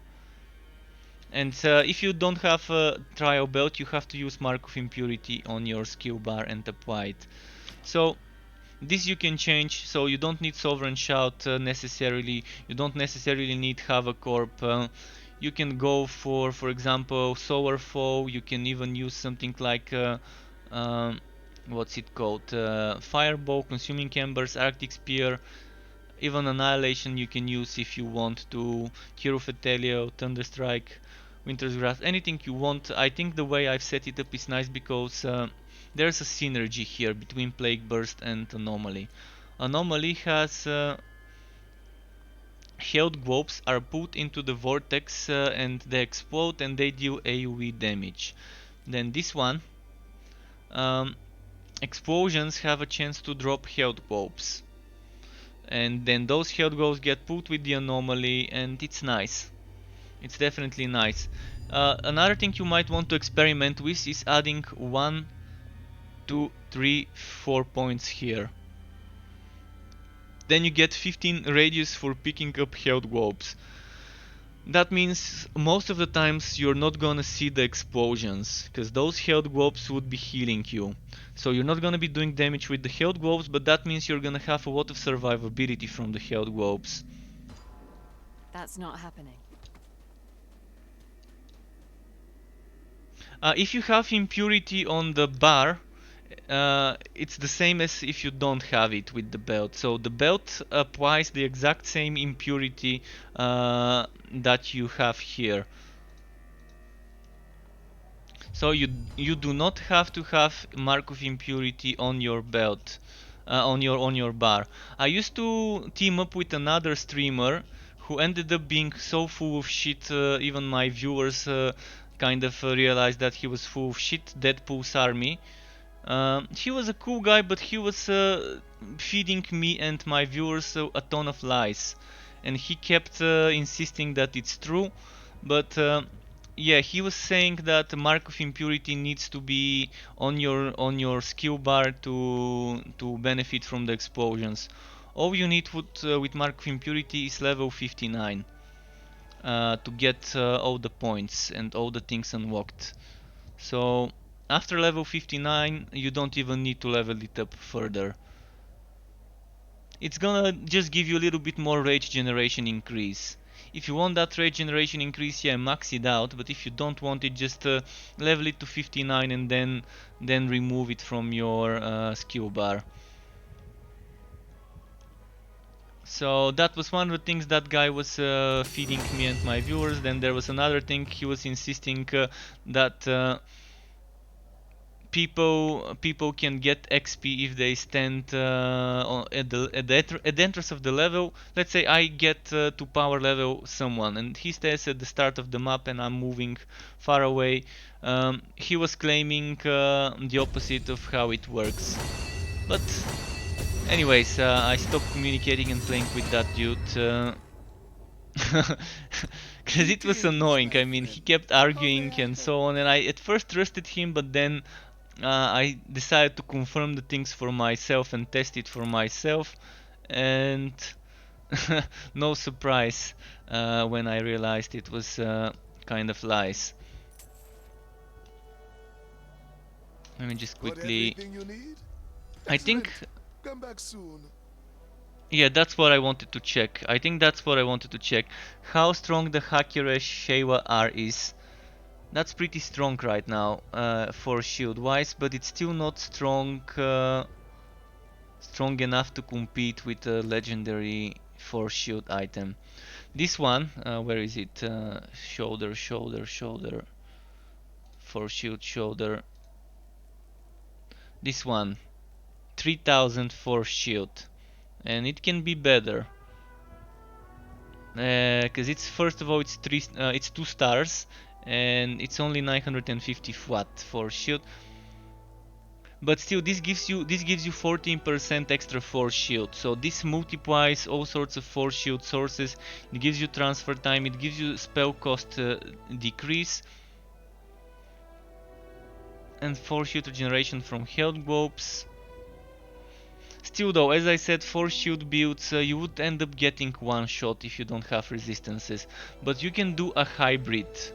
I think if you have a good high level Smile of the Searing Song and a very good high level heavy helmet with a lot of resistances and very good heavy gauntlets and heavy boots and heavy legs, you can afford using this. And maybe you can sacrifice one of the heavy items and get more force shield. Like let's say you get a helmet with not helmet, anything but helmet. Let's say you get 2 of those shoulders, and that gives you 30% extra force shield and up to 3000 watt. And then you need something with a lot of force shield, like you can get force shield on rings and accessories, and maybe you get legs or boots with it, sacrificing a little bit of resistances and HP. And that means with this armor you can convert that force shield into HP. But the only problem with this armor is you cannot disable the thing at the bottom. Your attacks only apply weakness.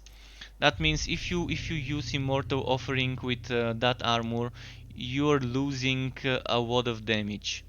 You're losing 6 times 25% damage bonus, which is a lot.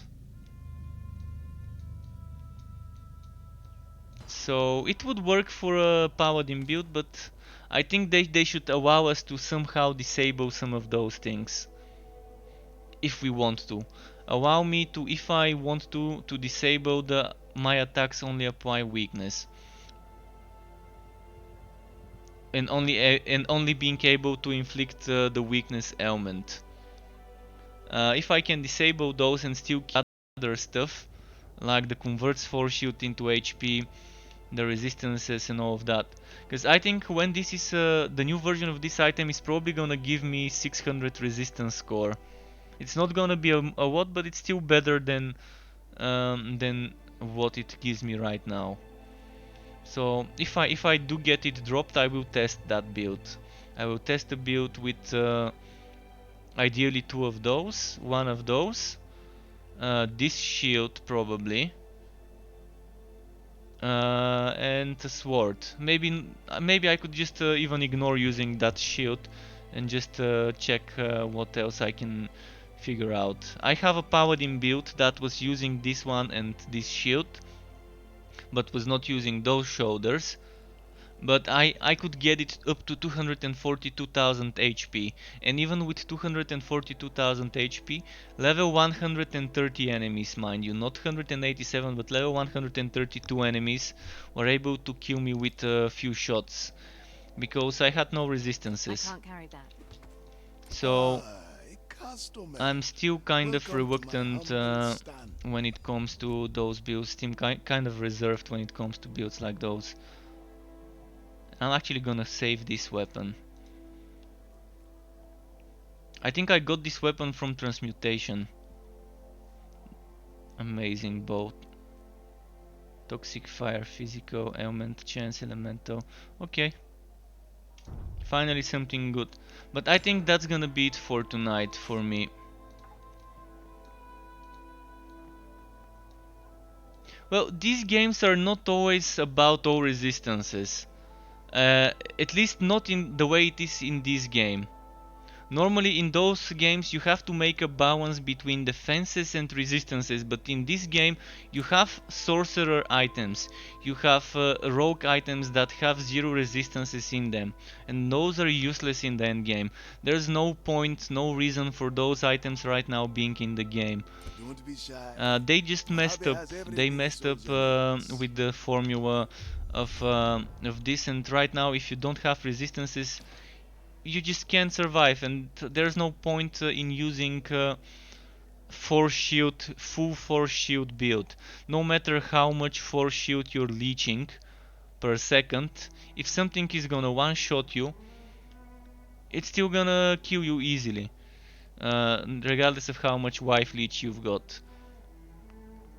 The same goes for HP.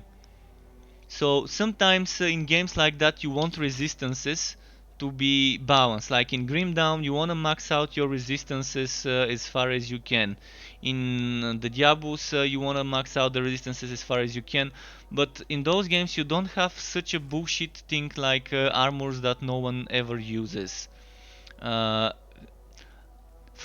4 armor archetypes, 2 of them people just don't use because they're kind of not good. Maybe they would use one piece, 2 pieces if there's something unique they really want, like this one. This is a great piece for certain builds, but eventually everyone is focusing on the all resistance core, and builds that are entirely force shield related builds like force shield leeching and where was it? Was it here? This thing. You're gonna probably see that in the late end game, even with 300,000 force shield, you're probably gonna get wrecked. Because there is this note, where was it? This one, maximum force shield is doubled. So with this note, and this note, you can have a little bit of HP and you can have double the force shield, and you can stack a ton of force shield stuff and have a ton of force shield and get force shield wife leech, but still without resistances you're just gonna get wrecked. I've tested such builds, I've tested full HP builds, I've tested full force shield builds, and it just, something's missing there, and it's survivability. Even with the wife leeching, it just doesn't work. I'm not sure how much resistances you need to be able to survive, but probably if you have under 60% with a force shield build, you're gonna get wrecked. Maybe even if you have under 70 something percent. So you're probably looking at least 10,000 in the resistances, which you can somehow get if you maybe spend some points into toughness rather than ferocity, but then you're gonna be losing a lot of damage. But anyways, I'm gonna be calling it a night. It's 21 minutes past midnight, so there's gonna be more tomorrow from me. Probably not Wolcen, we'll see. Thanks everyone for tuning in. Keep it cool and until next time.